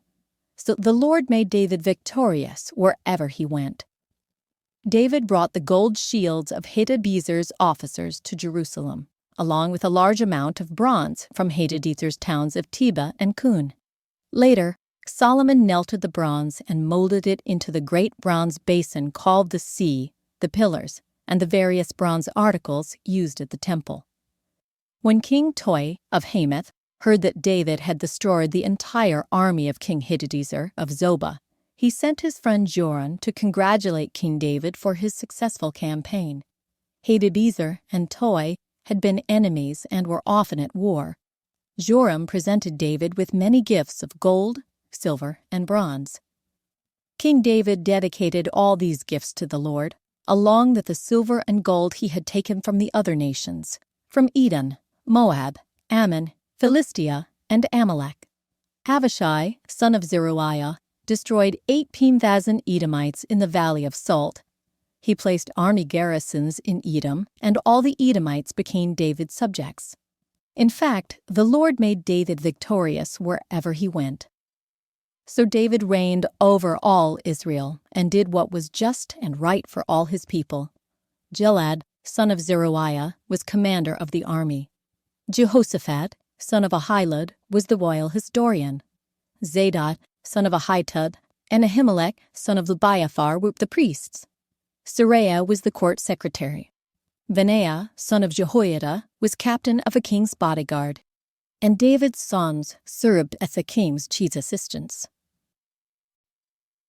1 Chronicles chapter 19. Sometime after this, King Nahash of the Ammonites died, and his son Hanan became king. David said, "I am going to show loyalty to Haman, because his father Nahash was always loyal to me." So David sent messengers to express sympathy to Hanun about his father's death. But when David's ambassadors arrived in the land of Ammon, the Ammonite commanders said to Hanun, "Do you really think these men are coming here to honor your father? No, David has sent them to spy out the land so they can come in and conquer it." So Haman seized David's ambassadors and shaved them, cut off their robes at the buttocks, and sent them back to David in shame. When David heard what had happened to the men, he sent messengers to tell them, "Stay at Jericho until your beards grow out, and then come back." For they felt deep shame because of their appearance. When the people of Ammon realized how seriously they had angered David, Haman and the Ammonites sent 75,000 pounds of silver to hire chariots and charioteers from Aram, Meraim, Aramaica, and Zobah. They also hired 32,000 chariots and secured the support of the king of Maacah and his army. These forces camped at Medeba, where they were joined by the Ammonite troops that Haman had recruited from his own towns. When David heard about this, he sent Joab and all his warriors to fight them. The Ammonite troops came out and drew up their battle lines at the entrance of the city, while the other kings positioned themselves to fight in the open fields. When Joab saw that he would have to fight on both the front and the rear, he chose some of Israel's elite troops and placed them under his personal command to fight the Arameans in the fields. He left the rest of the army under the command of his brother Abishai, who was to attack the Ammonites. "If the Arameans are too strong for me, then come over and help me," Joab told his brother. "And if the Ammonites are too strong for you, I will help you. Be courageous. Let us fight bravely for our people and the cities of our God. May the Lord's will be done." When Joab and his troops attacked, the Arameans began to run away. And when the Ammonites saw the Arameans running, they also ran from Abishai and retreated into the city. Then Joab returned to Jerusalem. The Arameans now realized that they were no match for Israel, so they sent messengers and summoned additional Aramean troops from the other side of the Euphrates River. These troops were under the command of Shobach, the commander of Hadadezer's forces. When David heard what was happening, he mobilized all Israel, crossed the Jordan River, and positioned his troops in battle formation. Then David engaged the Arameans in battle, and they fought against him. But again the Arameans fled from the Israelites. This time David's forces killed 7,000 charioteers and 40,000 foot soldiers, including Shobach, the commander of their army. When Hadadezer's allies saw that they had been defeated by Israel, they surrendered to David and became his subjects. After that, the Arameans were no longer willing to help the Ammonites. 1 Chronicles chapter 20. In the spring of the year, when kings normally go out to war, Joab led the Israelite army in successful attacks against the land of the Ammonites. In the process, he laid siege to the city of Rabbah, attacking and destroying it. However, David stayed behind in Jerusalem. Then David went to Rabbah and removed the crown from the king's head, and it was placed on his own head. The crown was made of gold and set with gems, and he found that it weighed 75 pounds. David took a vast amount of plunder from the city.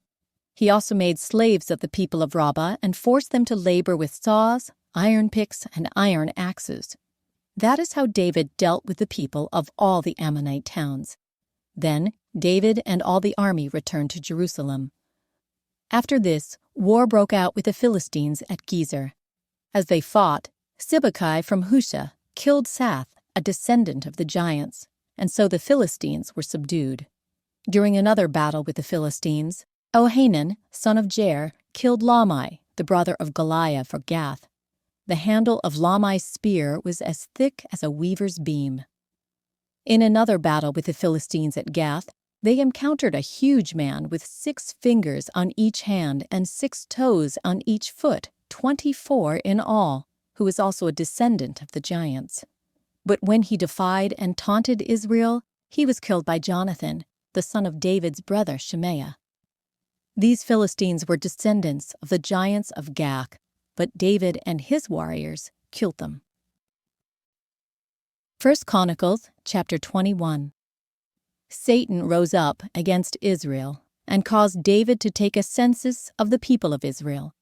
So David said to Joab and the commanders of the army, "Take a census of all the people of Israel, from Beersheba in the south to Dan in the north, and bring me a report, so I may know how many there are."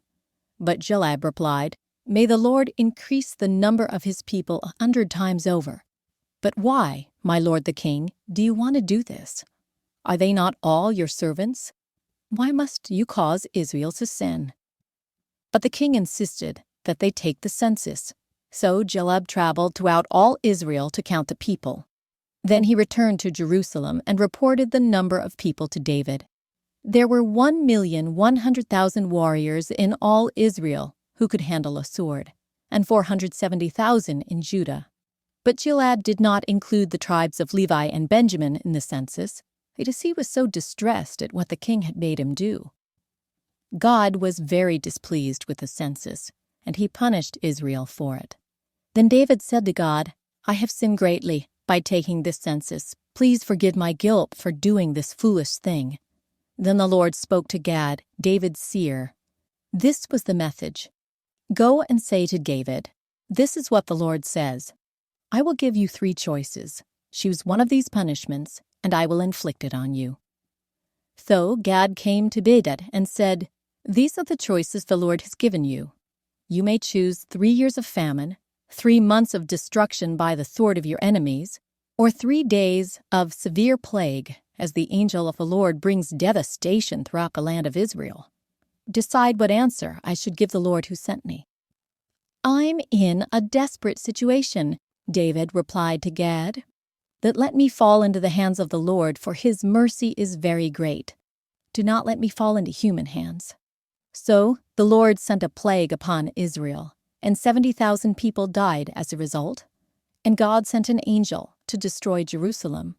But just as the angel was preparing to destroy it, the Lord relented and said to the death angel, "Stop, that is enough." At that moment, the angel of the Lord was standing by the threshing floor of Araunah the Jebusite. David looked up and saw the angel of the Lord standing between heaven and earth with his sword drawn, reaching out over Jerusalem. So David and the leaders of Israel put on burlap to show their deep distress and fell face down on the ground. And David said to God, "I am the one who called for the census. I am the one who has sinned and done wrong. These people are as innocent as sheep. What have they done? O Lord my God, let your anger fall against me and my family, but do not destroy your people." Then the angel of the Lord told Gad to instruct David to go up and build an altar to the Lord on the threshing floor of Araunah the Jebusite. So David went up to do what the Lord had commanded him through Gad. Araunah, who was busy threshing wheat at the time, turned and saw the angel there. His 4 sons, who were with him, ran away and hid. When Araunah saw David approaching, he left his threshing floor and bowed before David with his face to the ground. David said to Araunah, "Let me buy this threshing floor from you at its full price. Then I will build an altar to the Lord there, so that he will stop the plague." "Take it, my lord the king, and use it as you wish," Araunah said to David.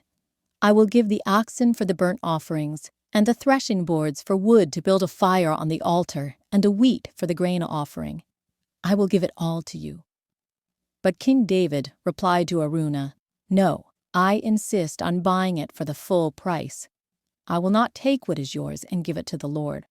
I will not present burnt offerings that have cost me nothing." So David gave Araunah 600 pieces of gold in payment for the threshing floor. David built an altar there to the Lord and sacrificed burnt offerings and peace offerings. And when David prayed, the Lord answered him by sending fire from heaven to burn up the offering on the altar. Then the Lord spoke to the angel, who put the sword back into its sheath. When David saw that the Lord had answered his prayer, he offered sacrifices there at Araunah's threshing floor. At that time, the tabernacle of the Lord and the altar of burnt offering that Moses had made in the wilderness were located at the place of worship in Gibeon. But David was not able to go there to inquire of God, because he was terrified by the drawn sword of the angel of the Lord. 1 Chronicles, chapter 22.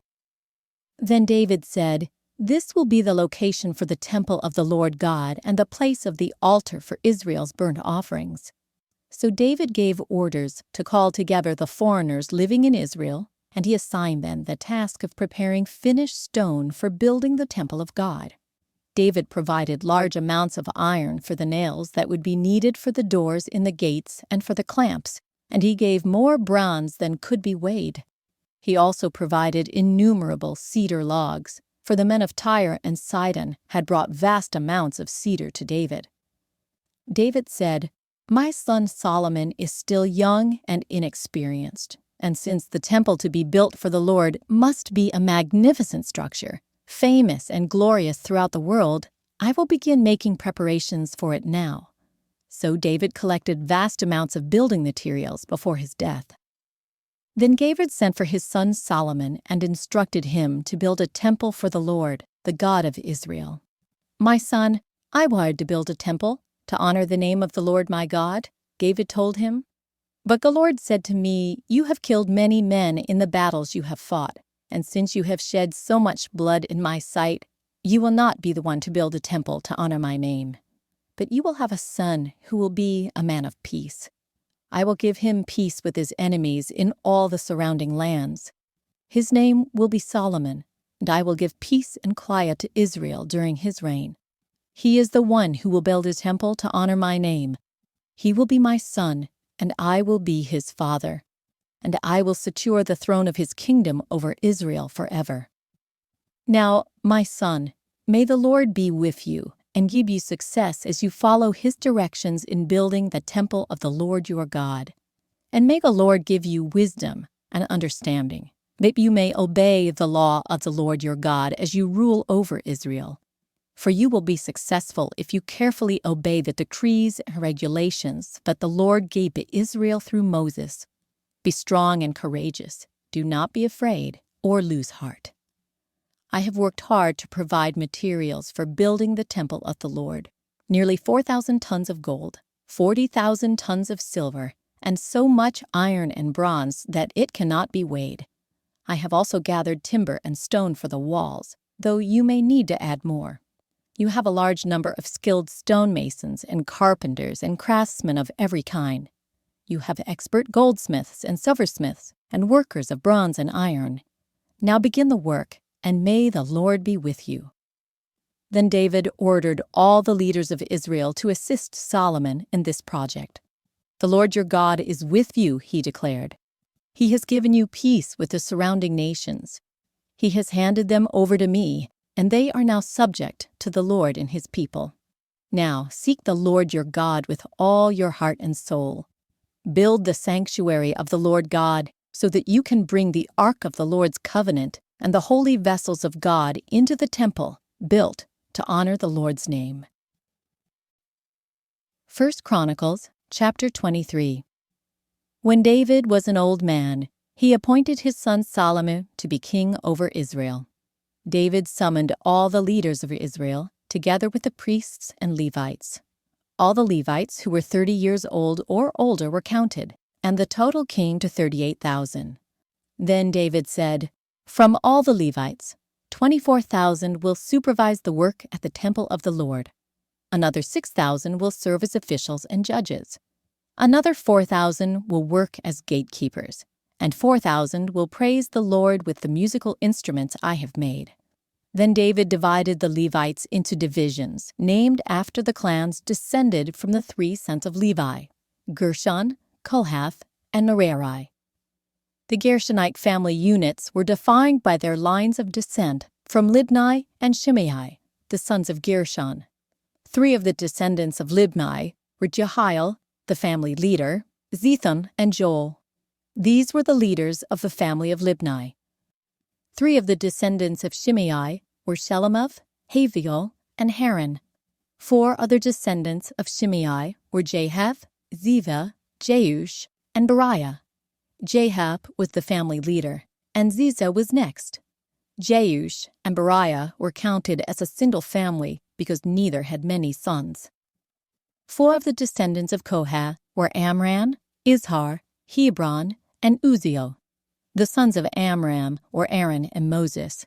Aaron and his descendants were set apart to dedicate the most holy things, to offer sacrifices in the Lord's presence, to serve the Lord, and to pronounce blessings in his name forever. As for Moses, the man of God, his sons were included with the tribe of Levi. The sons of Moses were Gershom and Eleazar. The descendants of Gershom included Shebuel, the family leader. Eleazar had only one son, Rehabiah, the family leader. Rehabiah had numerous descendants. The descendants of Izhar included Shelemith, the family leader. The descendants of Hebron included Jeriah, the family leader, Analiah, the second, Jehaziel, the third, and Jekameam, the fourth. The descendants of Uzziel included Micah, the family leader, and Ishiah, the second. The descendants of Merari included Malai and Mushai. The sons of Balai were Eleazar and Kish. Eleazar died with no sons, only daughters. His daughters married their cousins, the sons of Kish. 3 of the descendants of Mushai were Malai, Eder, and Jeremoth. These were the descendants of Levi by clans, the leaders of their family groups, registered carefully by name. Each had to be 20 years old or older to qualify for service in the house of the Lord. For David said, "The Lord, the God of Israel, has given us peace, and he will always live in Jerusalem." Now the Levites will no longer need to carry the tabernacle and its furnishings from place to place. In accordance with David's final instructions, all the Levites 20 years old or older were registered for service. The work of the Levites was to assist the priests, the descendants of Aaron, as they served at the house of the Lord. They also took care of the courtyards and side rooms, helped perform the ceremonies of purification, and served in many other ways in the house of God. They were in charge of the sacred bread that was set out on the table, the choice flour for the grain offerings, the wafers made without yeast, the cakes cooked in olive oil, and the other mixed breads. They were also responsible to check all the weights and measures. And each morning and evening, they stood before the Lord to sing songs of thanks and praise to him. They assisted with the burnt offerings that were presented to the Lord on Sabbath days, at new moon celebrations, and at all the appointed festivals.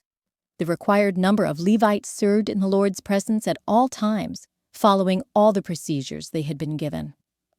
And so, under the supervision of the priests, the Levites watched over the tabernacle and the temple, and faithfully carry out their duties of service at the house of the Lord.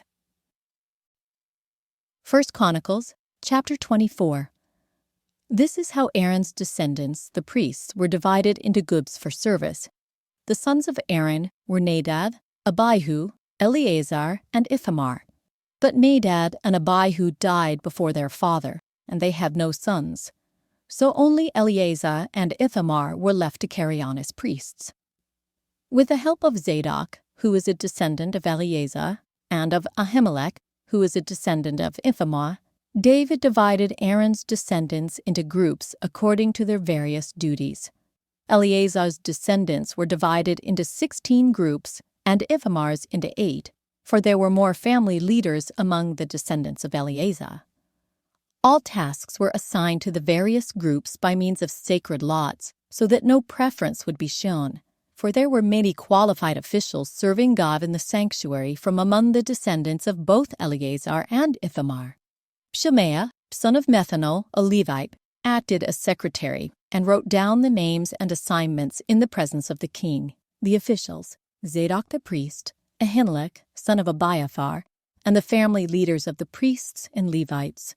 The descendants of Eleazar and Ithamar took turns casting lots. The first lot fell to Jehoiarib. The second lot fell to Judea. The third lot fell to Haram. The fourth lot fell to Seorim. The fifth lot fell to Malchijah. The sixth lot fell to Mijamin. The seventh lot fell to Hakaz. The eighth lot fell to Abijah. The ninth lot fell to Jeshua. The 10th lot fell to Shechaniah. The 11th lot fell to Eliashib. The 12th lot fell to Jachim. The 13th lot fell to Huppah. The 14th lot fell to Jeshabeab. The 16th lot fell to Bilgah. The 16th lot fell to Immer. The 17th lot fell to Hezer. The 18th lot fell to Haphazers. The 19th lot fell to Pevahiah. The 20th lot fell to Jehezkel. The 21st lot fell to Jachim. The 22nd lot fell to Gamul. The 23rd lot fell to Deliah. The 24th lot fell to Maaziah. Each group carried out its appointed duties in the house of the Lord according to the procedures established by their ancestor Aaron in obedience to the commands of the Lord, the God of Israel. These were the other family leaders descended from Levi. From the descendants of Amram, the leader was Shebuel. From the descendants of Shebuel, the leader was Jediah. From the descendants of Rehabiah, the leader was Ishiah. From the descendants of Izhar, the leader was Shelemith. From the descendants of Shelemith, the leader was Jahath. From the descendants of Hebron, Jeriah was the leader, Amariah was second, Jehaziel was third, and Jekameam was fourth. From the descendants of Uzziel, the leader was Micah. From the descendants of Micah, the leader was Shemer, along with Ishiah, the brother of Micah. From the descendants of Ishiah, the leader was Zechariah. From the descendants of Merari, the leaders were Naloi and Mushai. From the descendants of Jaaziah, the leader was Beno. From the descendants of Merari through Jaaziah, the leaders were Beno, Shoham, Vaker, and Ibri. From the descendants of Malai, the leader was Eleazar, though he had no sons. From the descendants of Kish, the leader was Jerahmeel. From the descendants of Mushai, the leaders were Malai, Eder, and Jeremoth. These were the descendants of Levi in their various families. Like the descendants of Aaron, they were assigned to their duties by means of sacred lots, without regard to age or rank. Lots were drawn in the presence of King David, Zadok, Ahimelech, and the family leaders of the priests and the Levites. 1 Chronicles chapter 25. David and the army commanders then appointed men from the families of Asaph, Heman, and Jeduthun to proclaim God's messages to the accompaniment of lyres, harps, and cymbals. Here is a list of their names and their work. From the sons of Asaph, there was Vaker, Joseph, Mephaniah, and Azalelah. They worked under the direction of their father Asaph, who proclaimed God's messages by the king's orders. From the sons of Jeduthun, there were Gedaliah, Vilai, Jeshaiah, Shimei, Kashabiah, and Mattathiah, 6 in all.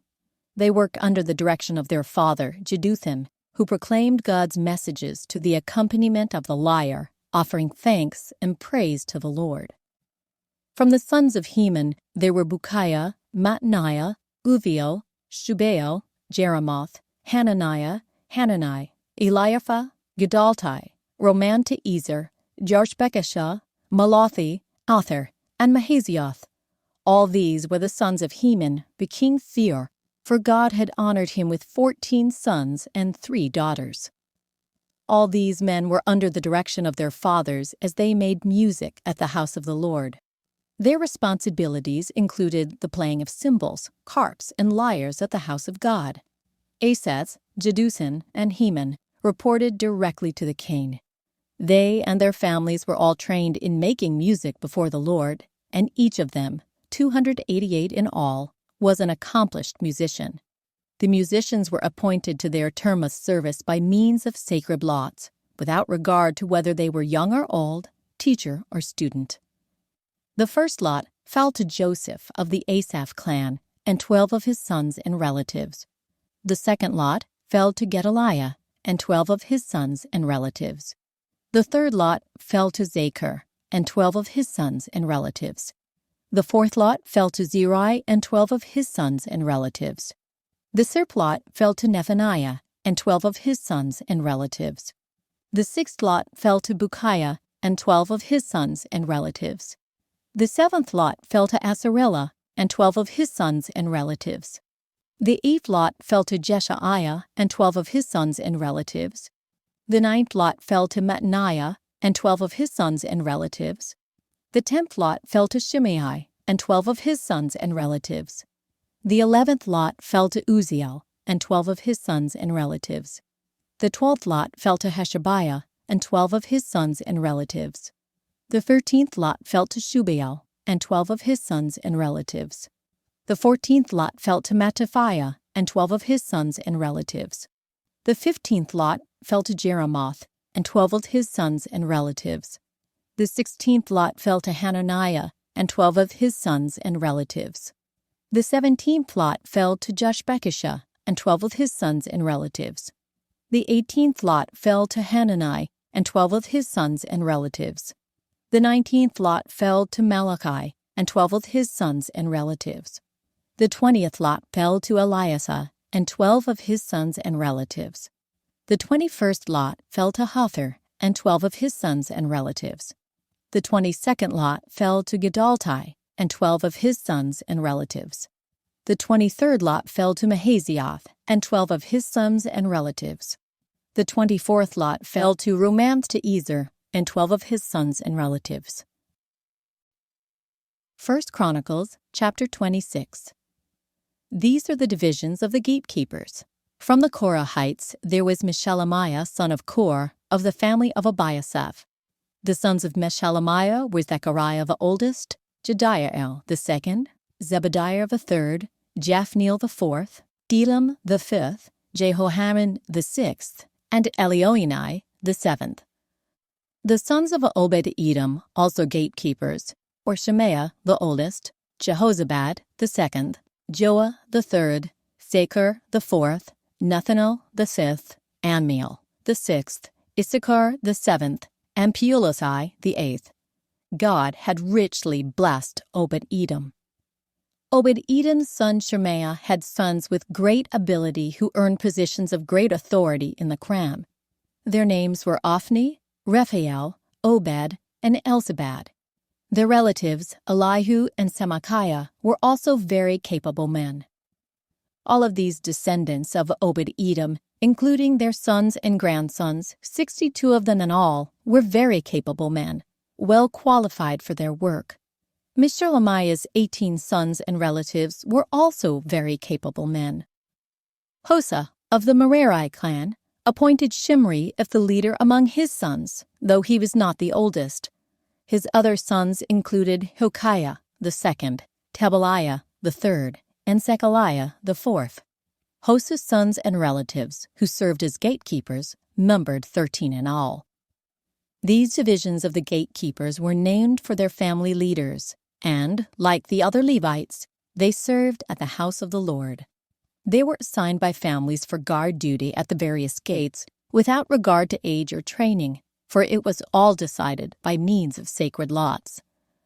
The responsibility for the east gate went to Meshelemiah and his group.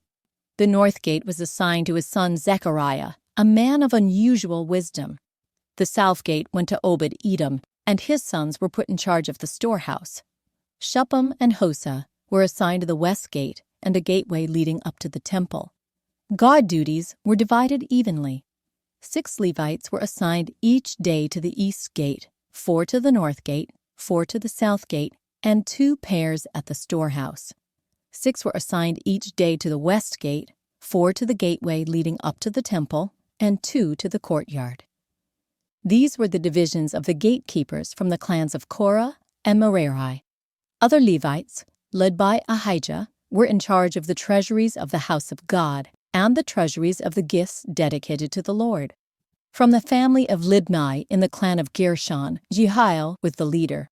The sons of Jehiel, Zetham, and his brother Joel, were in charge of the treasuries of the house of the Lord.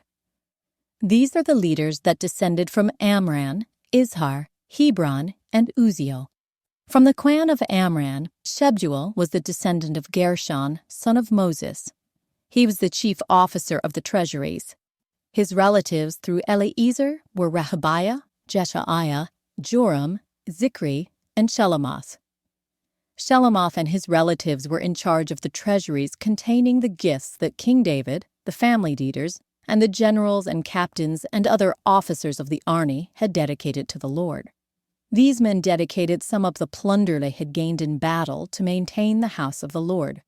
Shelomoth and his relatives also cared for the gifts dedicated to the Lord by Samuel the seer, Saul, son of Kish, Abner, son of Ner, and Joab, son of Zeruiah.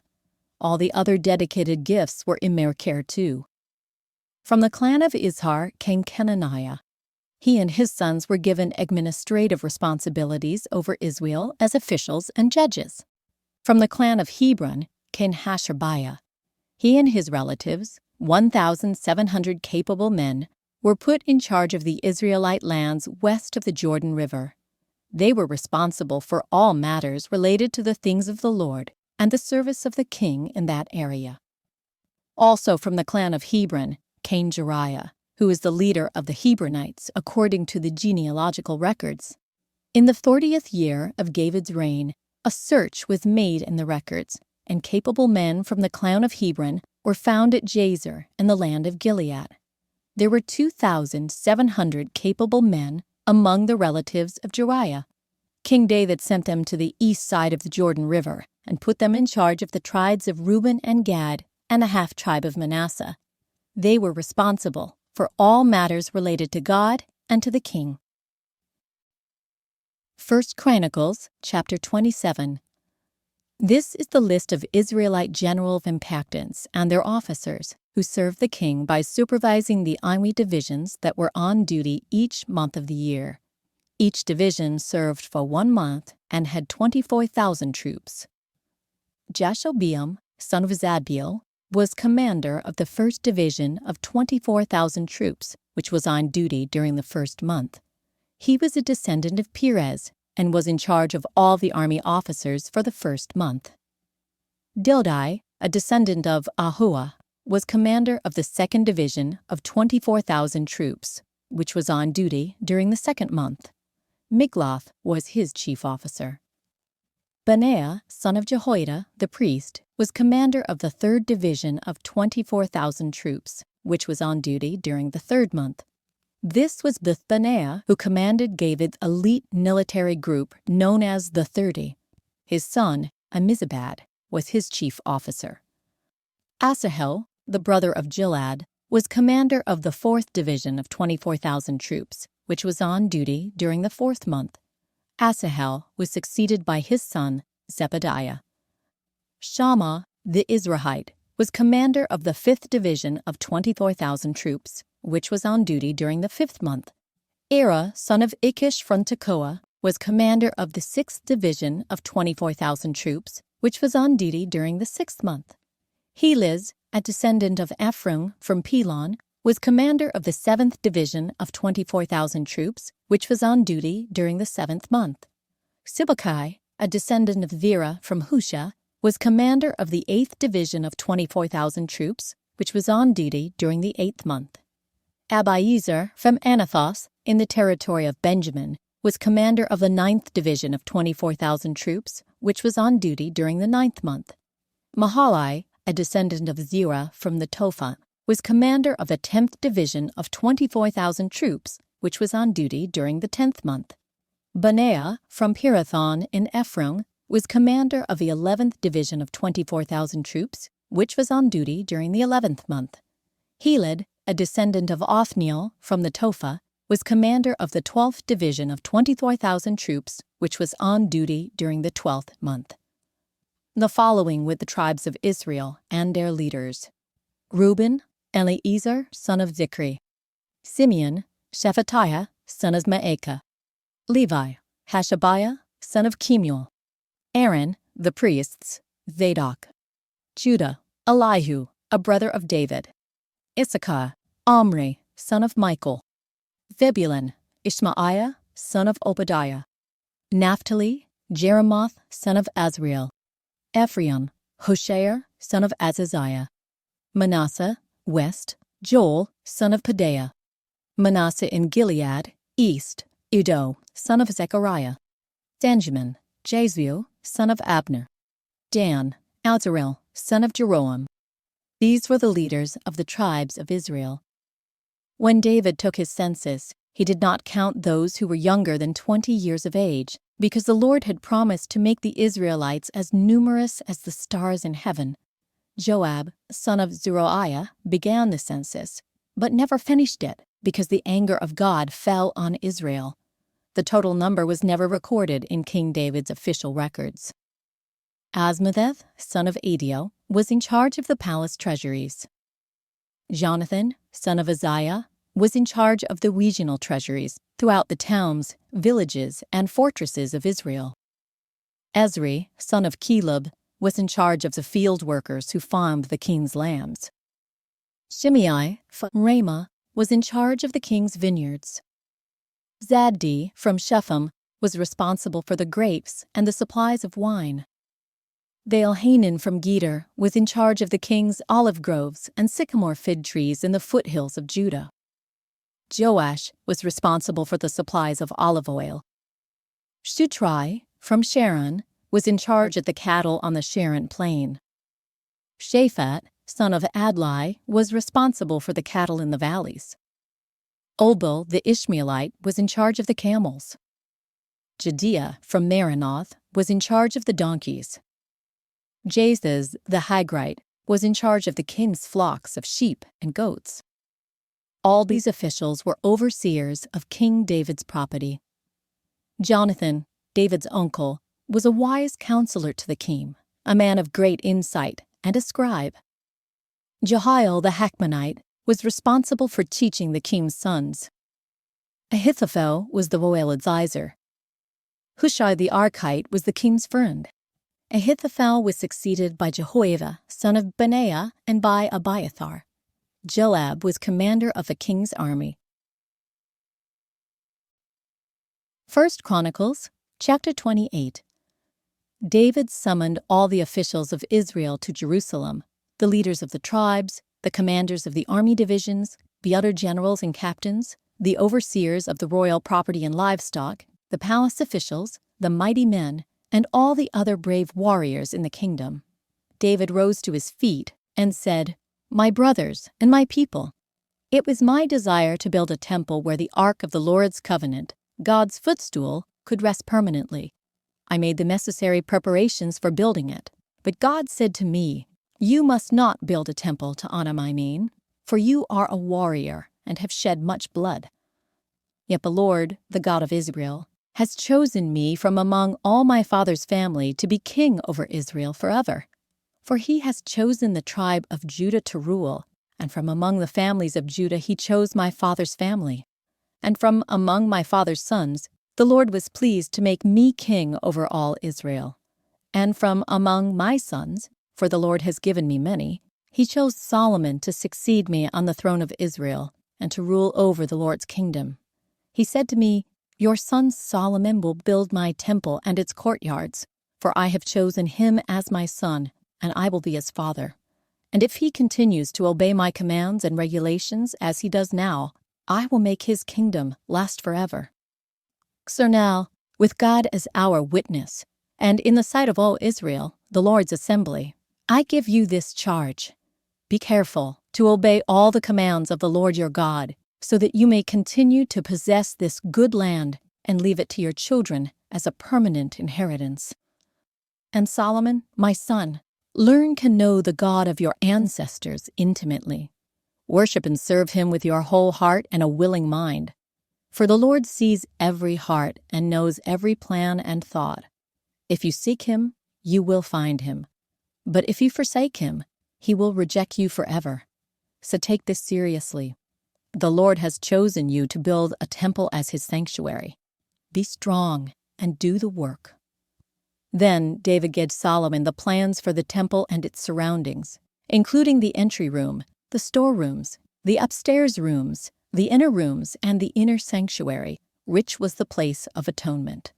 David also gave Solomon all the plans he had in mind for the courtyards of the Lord's temple, the outside rooms, the treasuries, and the rooms for the gifts dedicated to the Lord.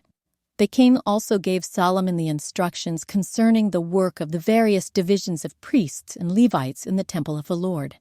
And he gave specifications for the items in the temple that were to be used for worship. David gave instructions regarding how much gold and silver should be used to make the items needed for service. He told Solomon the amount of gold needed for the gold lampstands and lamps, and the amount of silver for the silver lampstands and lamps, depending on how each would be used. He designated the amount of gold for the table on which the bread of the presence would be placed, and the amount of silver for other tables. David also designated the amount of gold for the solid gold meat hooks used to handle the sacrificial meat and for the basins, pitchers, and dishes, as well as the amount of silver for every dish. He designated the amount of refined gold for the altar of incense. Finally, he gave him a plan for the Lord's chariot, the gold cherubim, whose wings were stretched out over the ark of the Lord's covenant. Every part of this plan, David told Solomon, was given to me in writing from the hand of the Lord. Then David continued, "Be strong and courageous, and do the work. Don't be afraid or discouraged, for the Lord God, my God, is with you. He will not fail you or forsake you. He will see to it that all the work related to the temple of the Lord is finished correctly. The various divisions of priests and Levites will serve in the temple of God. Others with skills of every kind will volunteer, and the officials and the entire nation are at your command." 1 Chronicles, chapter 29. Then King David turned to the entire assembly and said, "My son Solomon, whom God has clearly chosen as the next king of Israel, is still young and inexperienced. The work ahead of him is enormous, for the temple he will build is not for mere mortals. It is for the Lord God himself. Using every resource at my command, I have gathered as much as I could for building the temple of my God. Now there is enough gold, silver, bronze, iron, and wood, as well as great quantities of onyx, other precious stones, costly jewels, and all kinds of fine stone and marble. And now, because of my devotion to the temple of my God, I am giving all of my own private treasures of gold and silver to help in the construction. This is in addition to the building materials I have already collected for his holy temple. I am donating more than 112 tons of gold from Ophir and 262 tons of refined silver to be used for overlaying the walls of the buildings and for the other gold and silver work to be done by the craftsmen. Now then, who will follow my example and give offerings to the Lord today?" Then the family leaders, the leaders of the tribes of Israel, the generals and captains of the army, and the king's administrative officers all gave willingly. For the construction of the temple of God, they gave about 188 pounds of gold, 10,000 gold coins, 375 tons of silver, 675 tons of bronze, and 3,750 tons of iron.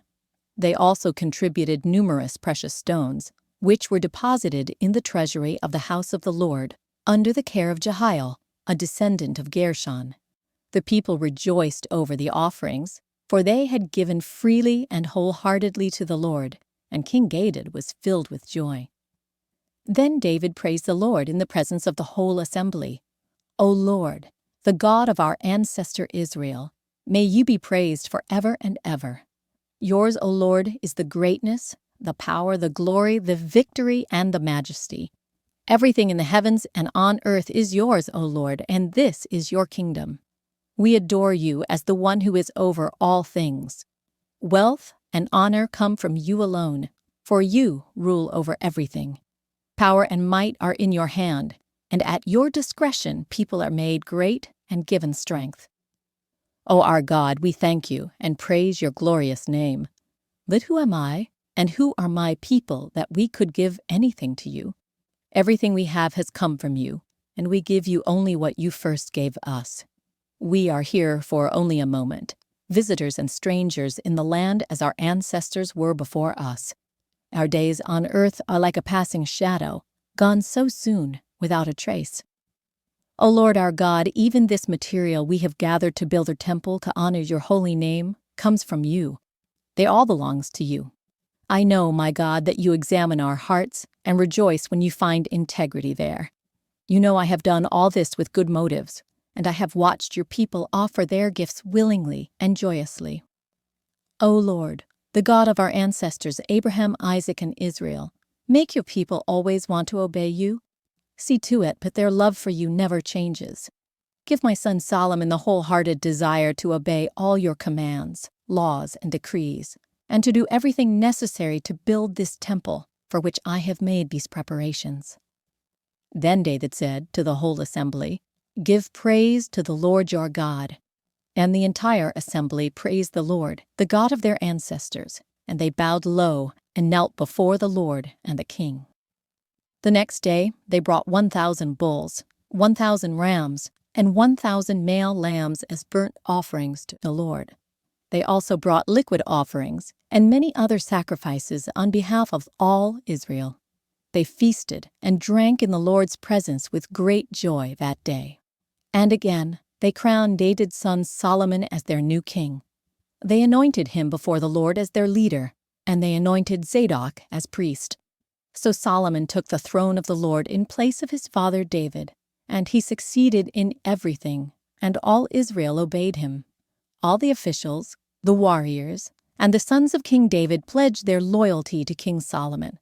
And the Lord exalted Solomon in the sight of all Israel, and he gave Solomon greater royal splendor than any king in Israel before him. So David, son of Jesse, reigned over all Israel. He reigned over Israel for 40 years, 7 of them in Hebron and 33 in Jerusalem. He died at a ripe old age, having enjoyed long life, wealth, and honor. Then his son Solomon ruled in his place. All the events of King David's reign, from beginning to end, are written in the record of Samuel the seer, the record of Nathan the prophet, and the record of Gad the seer. These accounts include the mighty deeds of his reign and everything that happened to him and to Israel and to all the surrounding kingdoms. This reading is from the Holy Bible, New Living Translation, by permission of Tyndale House Publishers, Incorporated.